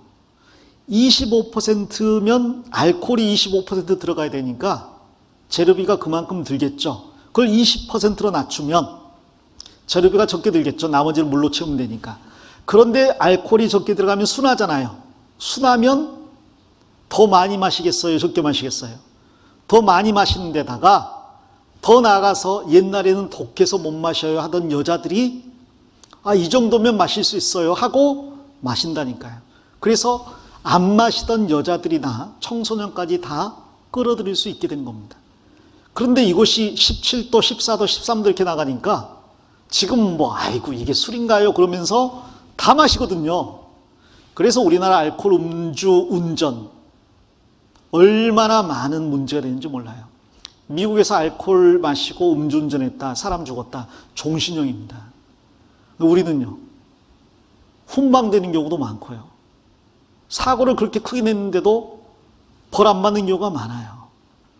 그냥 부어라 마시라 합니다. 여러분, 그것이 부드럽게 넘어간다 할지라도 보지도 말아라. 왜? 그것이 나중에는 독사가 된다는 거예요. 여러분은 물 것이다. 독사한테 물리면 어떻게 되죠? 독이 퍼져 죽습니다. 알코올이 몸 안에 들어가면 처음에는 기분이 좋은 것 같은데 조금 지나면요, 그게 독이 돼서 죽어요. 독사가 물어, 이런 독사가. 그래서 앞으로 알코올을 보시면 이건 알코올이 아니라 술이 아니라 뭐다? 독이다. 이렇게 생각하셔야 돼요. 독이다. 그래서 이런 것은 애초에 경험을 안 하셔도 됩니다. 한번 먹어보고 독이구나 그럴 필요 없어요. 하지 말라고 하셨습니다. 그리고 네 번째로 잠자게 즐겨하는 것, 게으름을 멀리하고 조심하라 그랬습니다. 잠언 23장 21절에 잠자기를 즐겨하는 자는 헤어진 옷을 입을 것이다. 24장 30절부터 34절에는 게으른 자의 밭에 가봤는데 포도원이 엉망이 되어 있는 거예요. 왜 이랬을까 보니까 포도원 주인이 포도원을 가꿔야 될 시기에 조금만 더 자자, 조금만 더 졸자, 조금만 더 눕자 하다가 이렇게 돼버린 거예요. 자자, 잠자는 게 죄예요? 아니에요? 아닙니다. 눕자, 눕는 게 죄예요? 아니에요? 아니에요. 조는 게 죄예요? 아니에요? 아니에요. 조는 게 죄면 우리나라 학생들은 전부 유죄야. 그런데 왜 문제가 되느냐? 좀 더가 문제가 되는 겁니다. 적당하게 잤는데 좀 더가 게으름이 된다는 거죠. 어느 학교 1교시를 촬영을 한 거예요. 1교시. 아주 이 분단은 전멸이야. 여기는 그래도 몇 명은 깨 있는데. 이런 구푼이 있죠. 같이 읽어볼까요? 내가 깨면 병아리, 남이 깨면 후라이. 들어보셨죠? 계란 안에 병아리가 스스로 깨면 병아리가 되지만 남이 깨워주면 후라이가 됩니다. 옆에 누가 깨워주면 후라이 됩니다. 지금 졸고 있는 학생 일어나세요. 거기. 그래 학생 말이야. 그냥 해봤어요. 자, 또 하나님이 경고하신 게 있습니다. 5번째, 많이 배우셨지만 음녀와 이방 여인을 경계해라. 잠언 23장에는 음녀는 깊은 구렁이요 이방 여인은 좁은 함정이라. 구렁이에 빠지고 함정에 빠지는 것처럼 여자에게, 특히 이방 여자에게 빠질 수 있다. 그러면 못 태어난다는 이야기예요. 왜 깊은 구렁이라고 했어요? 얕은 구렁이면 나오면 되죠. 근데 깊은 구렁이란 말은 들어가면 못 나와요. 만일 나올 수 있으면 세상에 이렇게 많은 문제가 생기지 않았겠죠. 이건 잘못된 관계야. 부적절한 관계야. 우리 그만 만나자. 그래 그럼 그만 만나자. 얼마나 좋겠어요. 근데 깊은 구렁이에서 못 나온다니까요. 나의 매력에서 헤어날 수 없을 거야.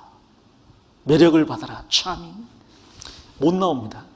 오죽했으면 그 힘센 삼손도 들릴라 무릎에서 못 나오고 자잖아요. 못 나온다니까요.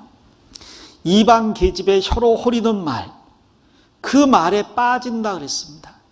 그 아름다운 색을 탐하지 말고 눈꺼풀에 뭐라고요? 홀리지 말라. 눈으로.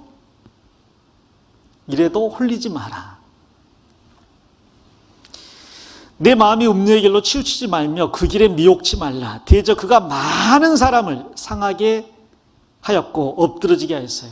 몇몇 사람이에요? 많은 사람이에요. 많은 사람이에요. 같이 읽어봅시다. 그에게 죽은 자가 허다하니라. 엄청 많아요. 대표적인 사람이 누구야? 좀 전에 말한 삼손.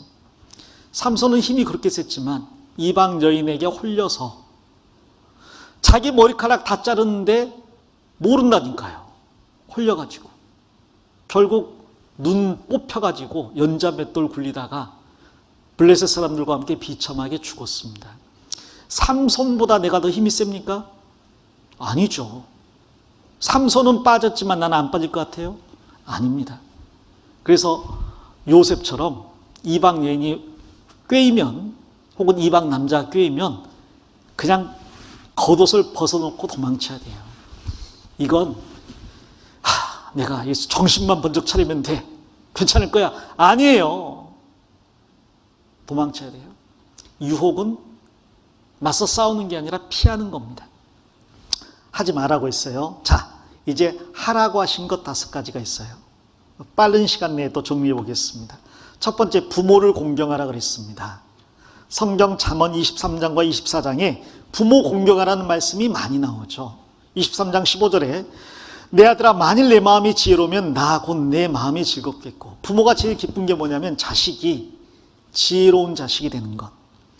너 낳은 아비에게 청종하고, 그 말 들으란 이야기예요. 늙은 어미를 경히 여기지 말지니라. 어머니 늙었다고 무시하지 말라. 잠언 23장 24에서 26절에는 의인의 아비는 크게 즐거울 것이다. 지혜로운 자식을 낳은 자는 그로 인하여 즐거워할 것이다. 내 부모를 즐겁게 하며 내 낳은 어미를 기쁘게 하라. 여러분 부모한테 자랑스러운 자녀가 되고 싶은 마음이 있잖아요.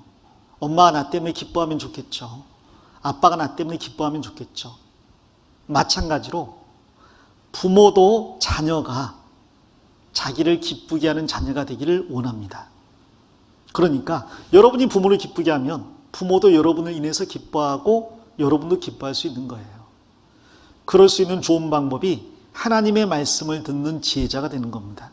물론 부모님의 욕심은 끝이 없기 때문에 여러분이 지혜자가 돼서 말씀 잘 듣고 교제 잘 나와도 공부도 조금 더 잘했으면, 좀 더 부지런했으면, 좀 더 성실했으면 그런 바람은 있겠죠. 그러나 가장 부모가 바라는 것은 하나님의 말씀에 떨어지지 아니하고 훌륭한 신앙인이 되어서 많은 사람을 옳은 대로 돌아오게 하는 일꾼이 되는 것. 그게 사실 가장 기쁜 일이에요.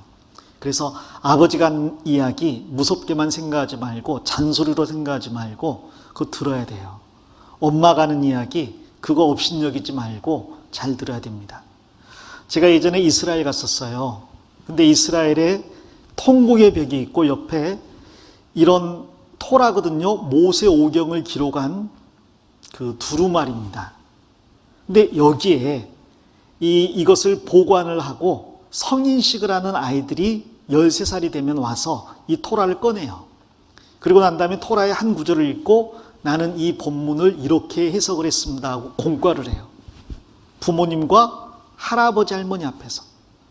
그때 할아버지가 정말 기뻐해요. 이게 양쪽 할아버지인 것 같아. 그래서 내 손자가 혹은 내 외손자가 이제 성인이 되어서 하나님의 말씀을 이렇게 해석하고 또 실천하고 있습니다. 하나님, 저 잘했죠? 저도 믿음을 지켰고 우리 아들들도 믿음을 지켰고 손자도 믿음을 지켰습니다. 그래서 기념사진을 찍는 거예요. 제가 옆에서 알짱거렸더니 이 할아버지가요. 누구세요? 그래요.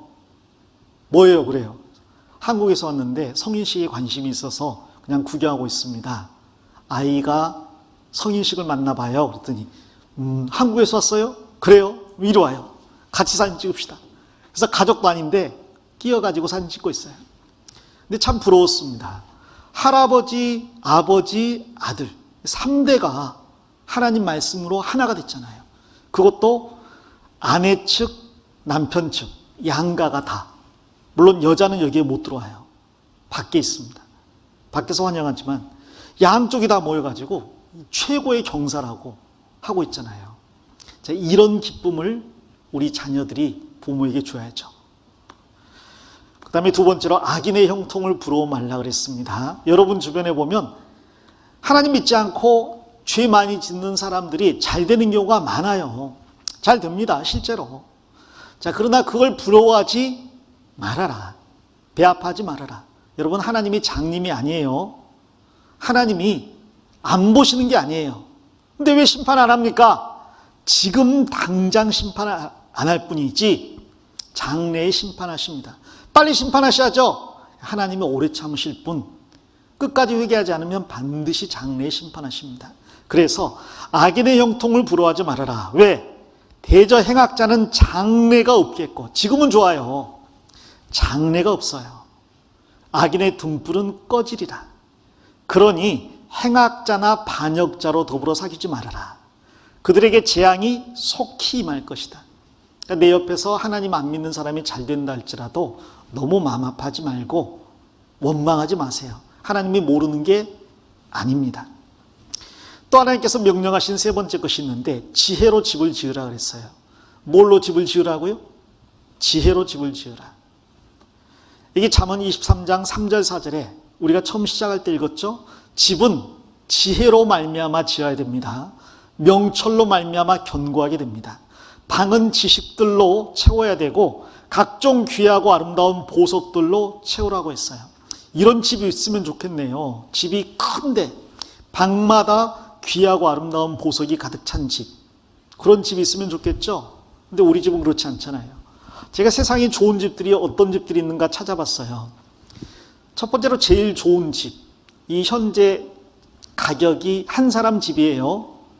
2조 이상이 되더라고요. 한 사람 집인데. 근데 한 사람이 사는 집인데 높이는 27층 높이에요. 한 사람 집이에요. 한 가족 집이야. 한 가족 집. 인도 뭄바이에 있는 무케시 암반이라는 사람이 사는 집이에요. 근데 높이가 22층 건물이에요. 그리고 헬리콥터가 착륙할 수 있는 착륙장이 3개. 헬스장, 그 다음 목욕탕, 살롱, 볼링장, 영화관, 수영장 여러 개, 요가 및 댄스 자리, 스튜디오, 아이스크림 룸, 지하 6층까지 주차장이 있어요. 근데 재밌는 게 이 집을 관리하기 위한 직원이 몇 명? 600명이 들어가니까. 그러니까 한 사람, 한 집안이 사는데 관리인이 600명이야. 이런 데 살면 좋겠죠? 별로 관심이 없나? 제가 이상한 게 뭐냐면 이 옆은 빈민가야. 가난한 사람들이 이 집 보면 무슨 생각이 들까 궁금하더라고. 자, 미국에서 제일 넓은 집이에요. 이것도 한 가정이 사는 집이에요. 미국의 아이라 렌너트라는 사람이 소유한 집인데 7만 7천 평입니다. 7만 7천 평. 상상이 잘 안 가죠? 여러분 집 몇 평이에요? 24평, 32평, 48평 그러죠? 77,123평이야. 앞에 뒤에 잘라버리고 123평만 놔주면 좋겠어. 집이 이만해요.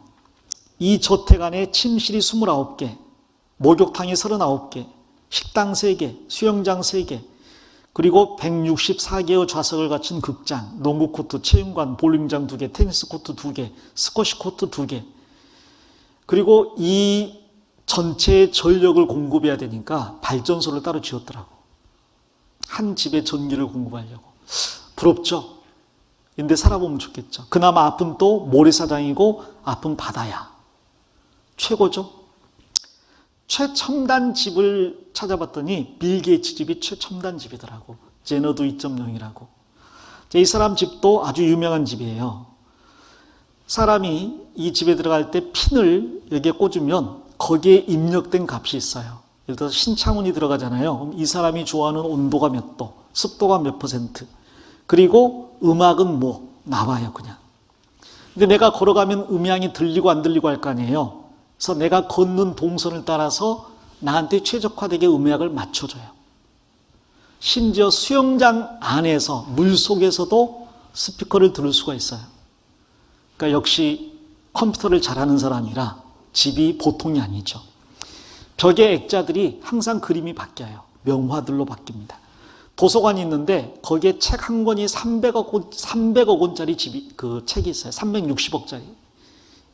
레오나르도 다빈치가 소장했던 그 스케치북을 이 사람이 사가지고 가지고 있습니다. 이 사람 집이 엄청나게 유명해서 이 집을 구경하는 구경 프로그램이 있어요. 경매로 구경을 시켜주는데 제일 높은 가격을 부른 사람 집 구경 시켜줄게요. 이 앞에 당첨된 사람은 35,000달러를 내고 집 구경을 했어요. 35,000달러면 4천만 원 내고 집 구경한 거야. 그 돈이면 집 사겠네. 자, 이런 집 지으라 이 말이 아닙니다. 이런 거 좋죠. 그리고 우리도 이런 집을 원하죠. 그러나 진짜 우리가 지어야 될 집은 지혜로운 건축자가 되어서 털을 잘 닦은 다음 그 위에 금이나 은이나 보석으로 집을 지어라. 왜? 그랬을 때 마지막에 하나님 앞에서 내가 지은 집을 하나님이 테스트를 할 건데 어떻게 테스트를 하느냐? 불을 질러봐요. 근데 불을 질렀더니 풀이나 나무나 짚으로 지어진 부분은 다 타버릴 거 아니에요. 금이나 은이나 보석으로 지은 건 남을 거 아니에요. 그럼 그건 전부 나에게 상이 된다는 거예요. 그러니까 집을 지을 때 제일 중요한 거 1번, 집 짓게 할 때 제일 중요한 건 뭐니 해도 터가 중요해요. 그래서 여기 이 말씀에 이 터는 곧 누구라고요? 예수 그리스도라. 이건 무슨 말일까요? 신앙생활이 집 짓는 거라면요, 신앙생활 집 짓기 하기 전에 먼저 터가 중요하다. 이 터가 예수 그리스도. 무슨 말이에요? 구원이 제일 중요하다 이 말이에요. 구원 안 받고 열심히 신앙생활 한다고 하는 사람들이 있어요. 근데 구원 안 받았어. 천국 가요, 지옥 가요? 지옥 가요. 그 사람은 모래 위에 집 지은 사람하고 똑같은 거예요. 모래 위에 집 열심히 지어놨더니 평소에는 몰라요. 모래 위에 지었는지 반석 위에 지었는지. 근데 비바람이 몰아치고 태풍이 불면 진짜 모래 위에 지었는지 반석 위에 지었는지 대충 지었는지 튼튼하게 지었는지 압니다. 지금 이렇게 교회 다니는 사람 많잖아요. 구원받은 사람은 너무나 적습니다. 그런데 지금 그냥 교회 다니는 사람하고 구원받은 사람하고 차이가 없어 보여요. 지금은 몰라요. 비바람이 몰아치고 어려움이 생기면 압니다. 코로나로 인해서 1년 동안 교회에서 모이기 어렵잖아요. 참된 신앙이 없는 사람은 좋은 기회다 하고 교회 아무도 안 나갑니다. 봉사 안 하고 헌금도 안 하고 희생도 안 해요. 그러나 이런 코로나로 인해서 비바람이 몰아치고 풍랑이 일 때 참된 믿음을 가진 사람들은 전혀 흔들림 없이 자기 신앙생활 하거든요. 교회 못 모이면 집에서라도 성경 읽고 말씀 읽고 온라인으로라도 전도하거든요. 그게 기초가 중요한 거예요. 그래서 구원 안 받은 사람은 아무리 열심히 받자 주님 앞에 가면 이렇게 무너져 버리는 거예요. 이런 사람이 되면 안 되겠죠. 내 구원을 분명하게 해야 됩니다. 이 기초는 예수님 외에는 다른 기초가 없다. 내가 예수도 믿고 내가 교회 다닌 것도 믿고? 아니요. 내 선행 믿고 착한 거 믿고 종교생활 믿고? 아니요. 예수님 외에는 기초가 없어요. 구원받은 사람은 이 기초가 정확하게 잡혀있는 사람이에요. 구원받고 난 다음에 그 다음에 집을 지어 나가야 되는 거죠. 그리고 그 집에 지식과 명철로 채우라. 말씀으로 채우라는 이야기예요. 하나님 말씀. 신앙생활의 기초가 구원이라면 그 다음 신앙생활에 해나가는 그 중요한 기초는 하나님의 말씀이 되는 겁니다. 구원도 사실 말씀으로 받았고 신앙생활도 말씀으로 하는 거예요. 그리고 나서 세 번째로 금, 은, 보석으로 집을 짓는 겁니다. 아니 금, 은, 보석으로 지은 집이 있어요? 솔로몬은 자기 집을 금으로 지었어요. 자기가 쓰는 모든 금은, 그릇은 금이었어요. 은은 별로 귀하게도 여기지 않을 만큼 금이 많았다 그랬잖아요. 온갖 보석으로 치장돼서 심지어 아프리카에서 가장 부유하다고 하는 스바의 여왕이 와서 솔로몬의 궁전을 보고 정신이 현황해가지고 어지러질했어요. 솔로몬의 집 같은 집을 나는 못 짓는데요. 이 금, 은으로 집 지으라는 게 무슨 말입니까? 성경에서 금은 뭘로 항상 나오냐면 너희 믿음이 불로 연단하여도 없어질 금보다 더 귀하여. 그래서 금은 성경에서 항상 존귀한 것, 왕의 것, 그리고 믿음 같은 것을 이야기해요. 은은 항상 속전으로 은을 드렸다 그랬거든요. 구원의 상징입니다. 그래서 성막의 모든 기초는 은으로 만들어져 있는 게 많아요. 그래서 믿음을 가지고 영혼들을 하나님께로 인도하는 삶, 그게 금과 은으로 집을 짓는 겁니다. 그리고 많은 보석들로 지으라 그랬잖아요. 대제사장의 흉패에는 12개의 보석이 박혀 있었습니다. 이스라엘 12지파의 이름을 거기에 새겨 넣었어요. 그 보석들은 각각의 모양도 다르고 그 특징도 다릅니다. 그것은 우리 신앙생활에서 우리가 추구해야 될 중요한 덕목들을 이야기해요. 예를 들어서 다이아몬드 같은 경우는 투명하잖아요. 흠없고 점이 없는 깨끗한 신앙생활을 요구합니다. 녹색은 생명의 색깔이거든요. 생명을 전하는. 파란색은 하나님의 색깔이거든요. 하늘의 색깔이잖아요. 빨간색은 예수님의 피를 생각하게 하는 희생과 헌신, 고난 이런 걸 이야기하는 거죠. 이러한 귀한 것들로 신앙생활을 해나가는 것을 금, 은, 보석으로 이야기했습니다. 믿음을 가지고 영혼을 건지면서 하나님의 기뻐하시는 온갖 덕목들로 내 자신을 단장해 나가는 것, 그리스도처럼 변해가는 것. 그 사람이 집을 잘 지은 사람이에요. 자, 그 사람은 어떻게 됩니까? 나중에 하나님 앞에 가게 되면 하나님이 그리스도의 심판대에서 그 사람의 집을 시험합니다. 어떻게? 불 질러버려요. 불을 질렀더니 어떤 사람 집은 20층이었는데 전부 나무나 짚으로 지었어. 어떻게 됩니까? 다 타버리고 아무것도 안 남아요. 어떤 사람은 5층짜리 애게 그랬는데 전부 보석으로 지었어. 5층이 다 남는 거예요. 그러니까 이 심판대에 가기 전까지는 몰라요. 저 사람은 신앙생활 잘하는데 한 20층 되는 것 같아. 다 타버릴 수도 있어요. 목사님은 한 100층 되는 것 같아. 다 타버리고 1층 남을 수도 있어요. 저 사람은 뭐 5층짜리, 근데 5층 그대로 남을 수도 있어요. 하나님의 심판대에 가보면 이 사람이 어떤 마음으로, 어떤 동기로 어떻게 신앙생활 했는지가 다 드러납니다. 그럼 부끄러운데요? 나무나 짚이나 풀로 된 건 다 타버린다 그랬죠? 타고 나면 그 다음에는 없잖아요. 그래서 그리스도의 심판대를 통과하고 천국에 들어가면 내가 잘못 산 것들은 기억나지 않습니다. 부끄러움이 기억나지 않아요. 대신 잘한 것들은 다 남는 거죠. 그러니까 잘못하는 일을 하더라도요, 죄를 지었다 할지라도 후회하거나 낙심하지 말고 더 선한 일을 많이 하면 돼요. 이건 다 지나가 버리고 타져 없어져 버리고 잘한 것들은 남을 거니까요. 그래서 아직 늦지 않았습니다. 더 열심히 하면 됩니다. 그리고 네 번째로 모략으로 싸우라 그랬어요. 모략으로 싸우라. 모략으로 싸우란 말은 잠언 24장 5절 6절에 지혜 있는 자는 강하고 지식 있는 자는 힘이 더하나니 너는 모략으로 싸우라. 승리는 모사가 많음에 있으니라. 한 사람 머리가 아무리 좋아도 두 사람 머리 못 따라가고요. 두 사람 머리가 아무리 좋아도 10명, 100명 머리 못 따라갑니다. 다른 말로 우리가 뭔가를 하려면 뭐 해야 돼요? 나 혼자 결정할 게 아니라 교제하라 이 말이에요. 그래서 왜 우리가 모이기를 힘쓰고 왜 모여서 내 이야기를 왜 합니까? 내 문제인데. 그냥 기도해 주세요 이게 아니에요. 이런 어려움이 있는데 나 혼자 해결하기가 어려워요. 함께 힘을 모아서 해결해 나가게 해요. 도와달라는 이야기고, 거기에 더 좋은 지혜를 가진 사람이 있다면 도와줄 수 있잖아요. 함께 합시다. 나는 그런 경우에 이렇게 한 적이 있어요. 이렇게 해보면 더 잘 될 거예요. 그래서 내 어려움을 교제 안에서 꺼내놓고 함께 의논하고 함께 교제할 때 승리를 거둘 수가 있는 거예요. 그래서 신앙생활을 혼자 하는 게 아닙니다. 함께 신앙생활을 할 때 승리가 있는 거예요. 전도도요, 혼자 하는 게 아닙니다. 함께 하는 거예요. 내 친구 전도하니까 내가 한다? 아니요.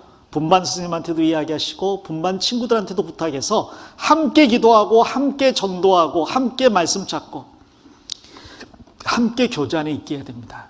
자, 그리고 마지막으로 잠언 24장에 하나님이 말씀하신 가장 중요한 것, 2021년 우리가 제일 힘써야 될 것, 사망으로 끌려가는 자를 건지라 그랬어요.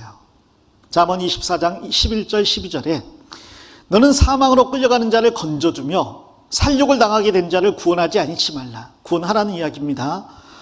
네가 말하기를 나는 그것을 알지 못하였노라 할지라도 마음을 저울질하시는 이가 어찌 통찰하지 못하시겠으며 내 영혼을 지키시는 이가 어찌 알지 못하시겠느냐.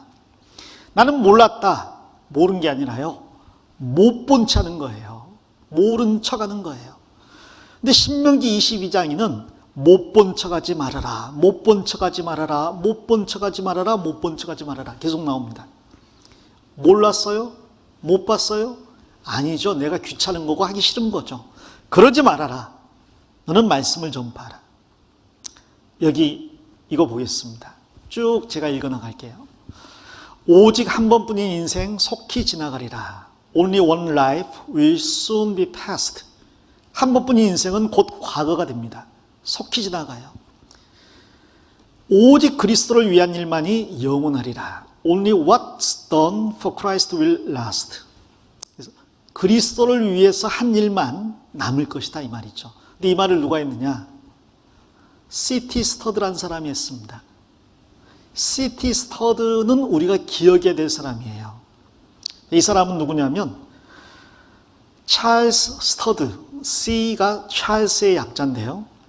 찰스 스터드인데 이 사람은 영국에서 가장 유명했던 크리켓 선수입니다. 영국은 야구를 안 해요. 그래서 영국의 식민지였던 인도 파키스탄도 야구를 안 합니다. 크리켓을 해요. 야구하고 비슷하게 생긴. 크리켓의 인기가 얼마나 좋은지 메이저리그 인기보다 훨씬 더 좋습니다. 그러니까 이 사람은 야구 선수로 말하면 메이저리그 우리나라 유현진 선수 정도 되는 영국에서 제일 잘 나가는 크리켓 선수였습니다. 그런데 놀랍게도 또 스탠퍼드, 캠브리지 대학을 다녔군요. 캠브리지 대학을 다녔어요. 명문 대학을 다닌 거죠. 그러니까 운동도 잘하는데 머리도 좋았던 사람이에요. 근데 또 놀랍게도 아버지가 재벌이었어. 근데 자기가 상속자야. 재벌 2세야. 돈도 많죠. 얼굴도 잘생기고 인기도 많았고요. 그리고 운동도 잘했고 자기가 하고자 한다면 무엇을 하든지 앞날이 창창한 사람이었습니다. 자, 그런데 이 사람, 젊었을 때 크리켓 선수 때 모습인데요. 이 사람이 D.L. 무디의 설교를 들었어요. 아버지가 구원받고 그 다음에 자기가 구원을 받았거든요. 그리고 나서 내가 어떤 삶을 살아야 될까 고민하다가 나중에 다시 D.L. 무디의 설교를 통해서 자기의 인생을 결정을 했습니다. 나는 크리켓 선수로 유명해질 수도 있고 회사에 들어가거나 자기가 하고 싶은 일을 해서 유명해질 수도 있지만 나를 위한 삶이 아니라 하나님을 위한 삶을 살겠다. 그래서 시를 썼습니다. 아버지여 심오한 목적을 내게 주옵소서. 좀 전에 목적이 에센스, 본질이라 그랬죠? 나에게 심오한 목적을 주십시오. 기쁠 때나 슬플 때나 당신의 말씀을 품도록. 인간의 가장 심오한 목적은 하나님의 말씀을 마음에 품는 것이다. 어떤 풍파가 와도 신실하고 진실하게 하소서. 하루하루 일상에서 당신만 기쁘시게 하도록. 그게 자기의 가장 심오한 목적이라고. 그러면서 하는 말이 오직 한 번뿐인 인생 속히 지나가리라. 오직 그리스도를 위해 한 일만이 영원하리라. 나의 사랑이 뜨겁게 타오르게 하소서. 이제는 이 세상에서 돌이키게 하소서. 당신 위해 살기 위해 오로지 당신만 위해 보좌에 계신 당신께 나 기쁨을 드리리니. 또 오직 한 번뿐인 인생, 단 한 번뿐인 인생, 지금 나 구하오니 주님의 뜻 이루소서. 마침내 하늘 부르심을 받는 그날 나는 고백하리. 주님 위에 살 가치가 있었다고. 자, 이 사람은 그래서 크리켓 선수를 포기했습니다. 그리고 선교사가 되기로 결심을 했어요. 그래서 나중에 이 사람이 영국에서 어디로 갔느냐? 중국으로 갔고요, 인도도 갔고요, 아프리카까지 갔습니다. 아프리카는 왜 갔느냐? 어떤 목사님이 설교를 했는데 식인종도 구원받기를 원하고 있습니다. 하나님은 식인종에게도 말씀을 전하기 원합니다. 그런데 아무도 아프리카에 가는 사람이 없고 식인종에게 전도하는 사람이 없어서 그럼 내가 가야지. 근데 그때 이 사람 나이가 50대 중반이 넘었어요. 그리고 너무 어려운 나라에서 선교사 사역을 오래 하느라고 몸이 극도로 안 좋았습니다. 그런데 아프리카를 갔어요. 그리고 여기 사진 보이죠? 이 식인종이 사는 부족이니까 가지 말라는 표시예요. 그곳까지 가서 평생을 아프리카에서 보내다가 70대 중반에 결국 담석증으로 죽었습니다. 아프리카에서. 그때 7,000명의 아프리카 흑인들이 모여서 장례식에서 통곡을 했어요. 근데 이 사람을 왜 우리가 기억할 필요가 있냐면 이 사람이 웩 선교부라는 것을 만들었거든요.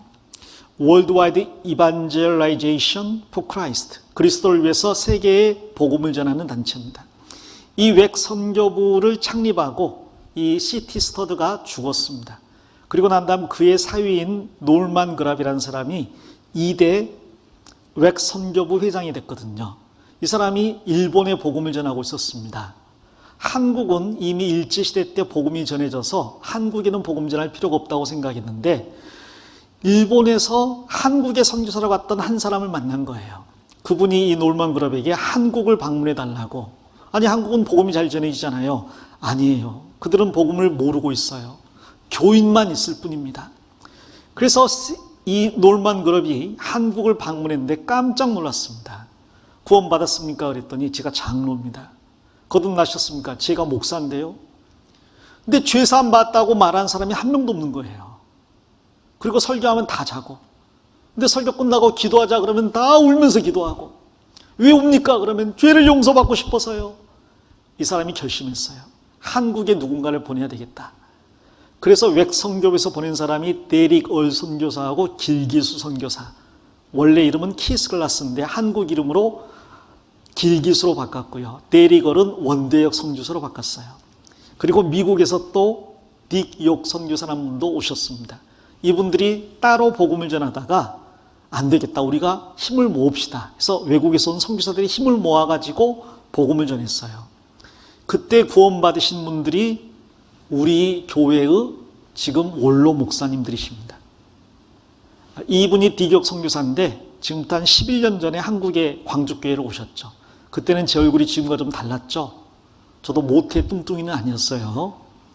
자, 이분들이 복음을 전해서 구원받은 사람들을 또한 2년간 교육을 시켰어요. 여기에 우리 원로 목사님 얼굴이 있습니다. 그리고 이분들이 인생 전체를 하나님께 헌신하기로 결심했습니다. 이 데릭 얼 선교사나 길길 선교사를 통해서 구원받은 분들, 디교 선교사를 통해 구원받은 분들, 더 나아가면 좀 전에 C.T. 스터드를 통해서 내려온 복음, 더 나아가면 무디를 통해서 들어온 복음을 들은 이분들이 인생을 하나님께 드려야 되겠다. 우리 이요한 목사님이시죠. 그래서 1960년대 복음을 전하고, 이건 60년대 우리 하계 수양이 하는 모습이에요. 자리가 없어서 이런 곳에서 집회를 했죠. 70년대 그래도 교실 빌려서 수양회 했고요. 80년대 그리고 90년대 계속해서 복음이 전해지고 지금 2000년대 지금 수양회를 이렇게 하고 있잖아요. 지금은 전국 교회뿐 아니라 전 세계에 우리를 통해 복음이 전해지고 있습니다. 제가 2020년 11월 현재 기준으로 교회가 몇 개인가를 알아봤더니 국내 220개, 국외에 76개 국가에 771개, 총 991개의 교회가 생겼어요. 그 안에 몇 명이 구원받았는지 우리는 알 수가 없습니다. 중요한 건 이 한 사람의 결심이 이 모든 걸 만들어냈다는 거죠. 재벌이지만 전 재산을 신학교에 기부하고 복음 전하는데 기부하고요. 자기는 식인종과 함께 풍토병과 싸우면서 인생을 하나님께 헌신했거든요. 한 번뿐인 인생 하나님께 드리겠습니다. 복음 전하는 데 사용하겠습니다. 자, 우리는 이렇게 전 세계 복음 전하는 그런 사람이 될 수 없을지도 몰라요. 자, 그런데요, 한 사람을 내가 살리면 그 한 사람 살린 것이 온 세상 살린 것과 똑같은 겁니다. 적어도 그 사람에게는. 사람이 자기 영혼을 잃어버리고 천하 얻어봤자 무슨 소용이 있겠어요. 그 말은 그 사람 영혼을 내가 건지는 데 도움을 줬다. 그 사람에게는 천하보다 귀한 걸 얻은 거예요. 자, 우리는 다른 건 몰라도 올해 나를 통해서 한 사람이라도 주님께 나오는 일이 있으면 좋겠다. 그거 각오하셔야 됩니다. 그 사람이 구원받고 안 받고는 그건 그 사람과 하나님의 관계니까 내 책임 아니에요. 그러나 적어도 입을 벌려서 그 사람을 이 자리에 앉히는 것은 나에게도 책임이 있습니다. 그래서 올 한 해 결심할 필요가 있어요. 나는 하나님을 위해 창조된 피조물이지 어쩌다 보니까 이 세상에 내 던져진 존재가 아닙니다. 나에게는 창조주가 있고 구원자가 있습니다. 그분이 나에게 목적을 주셨어요. 하나님을 경외하고 그 명령을 지키는 삶을 살아라. 이것이 사람의 본분이니라. 그러면서 5가지 잠언 23장에서 하지 말아야 될 것, 5가지 해야 될 것을 주셨습니다. 그럼 하지 말란 것은 하지 말고 하란 건 하고, 간단하죠? 인생이 쉬워져요. 간단해져요. 하라는 것만 하면 됩니다. 그렇게 살 때 인생을 허비하지 않을 수 있어요. 그리고 여러분의 삶을 통해서 하나님이 영광을 받을 수 있고 하나님께 기쁨이 드려질 수 있고 더 나아가 정말 천하보다 귀한 영혼이 구원받을 수 있습니다. 한 사람의 선택이 세상을 어떻게 바꿀지 모릅니다. 우리에게 복음을 전해준 그 사람들이 있었잖아요. 그들이 결심을 했기 때문에 내가 구원을 받았잖아요. 이제 2021년 내가 그 결심을 하는 그런 한 해가 되었으면 좋겠습니다. 2021년 동계수련회의 모든 말씀을 마치겠습니다. 기도하겠습니다. 주님 감사합니다. 오늘 잠언 23장과 24장을 통해서 우리가 하지 말아야 될 것들, 또 해야 될 것들을 나누어 생각해 보았습니다. 우리의 인생이 하나님에 의해 주어진 인생인 만큼 하나님을 주인으로 섬기며 살아가는 우리가 되기를 원합니다. 내 생각과 뜻과 내 욕망을 따라 살 것이 아니라 말씀을 따라 사는 참 하나님의 아들, 참 그리스도인 되게 도와주시고, 이런 우리를 통해서 올 한 해 많은 영혼들이 복음 앞에 나올 수 있기를 원합니다. 주님 도와주시옵소서. 예수님 이름 받들어 기도합니다. 아멘. 수고 많으셨습니다. 고생하셨습니다. 안녕히 가세요.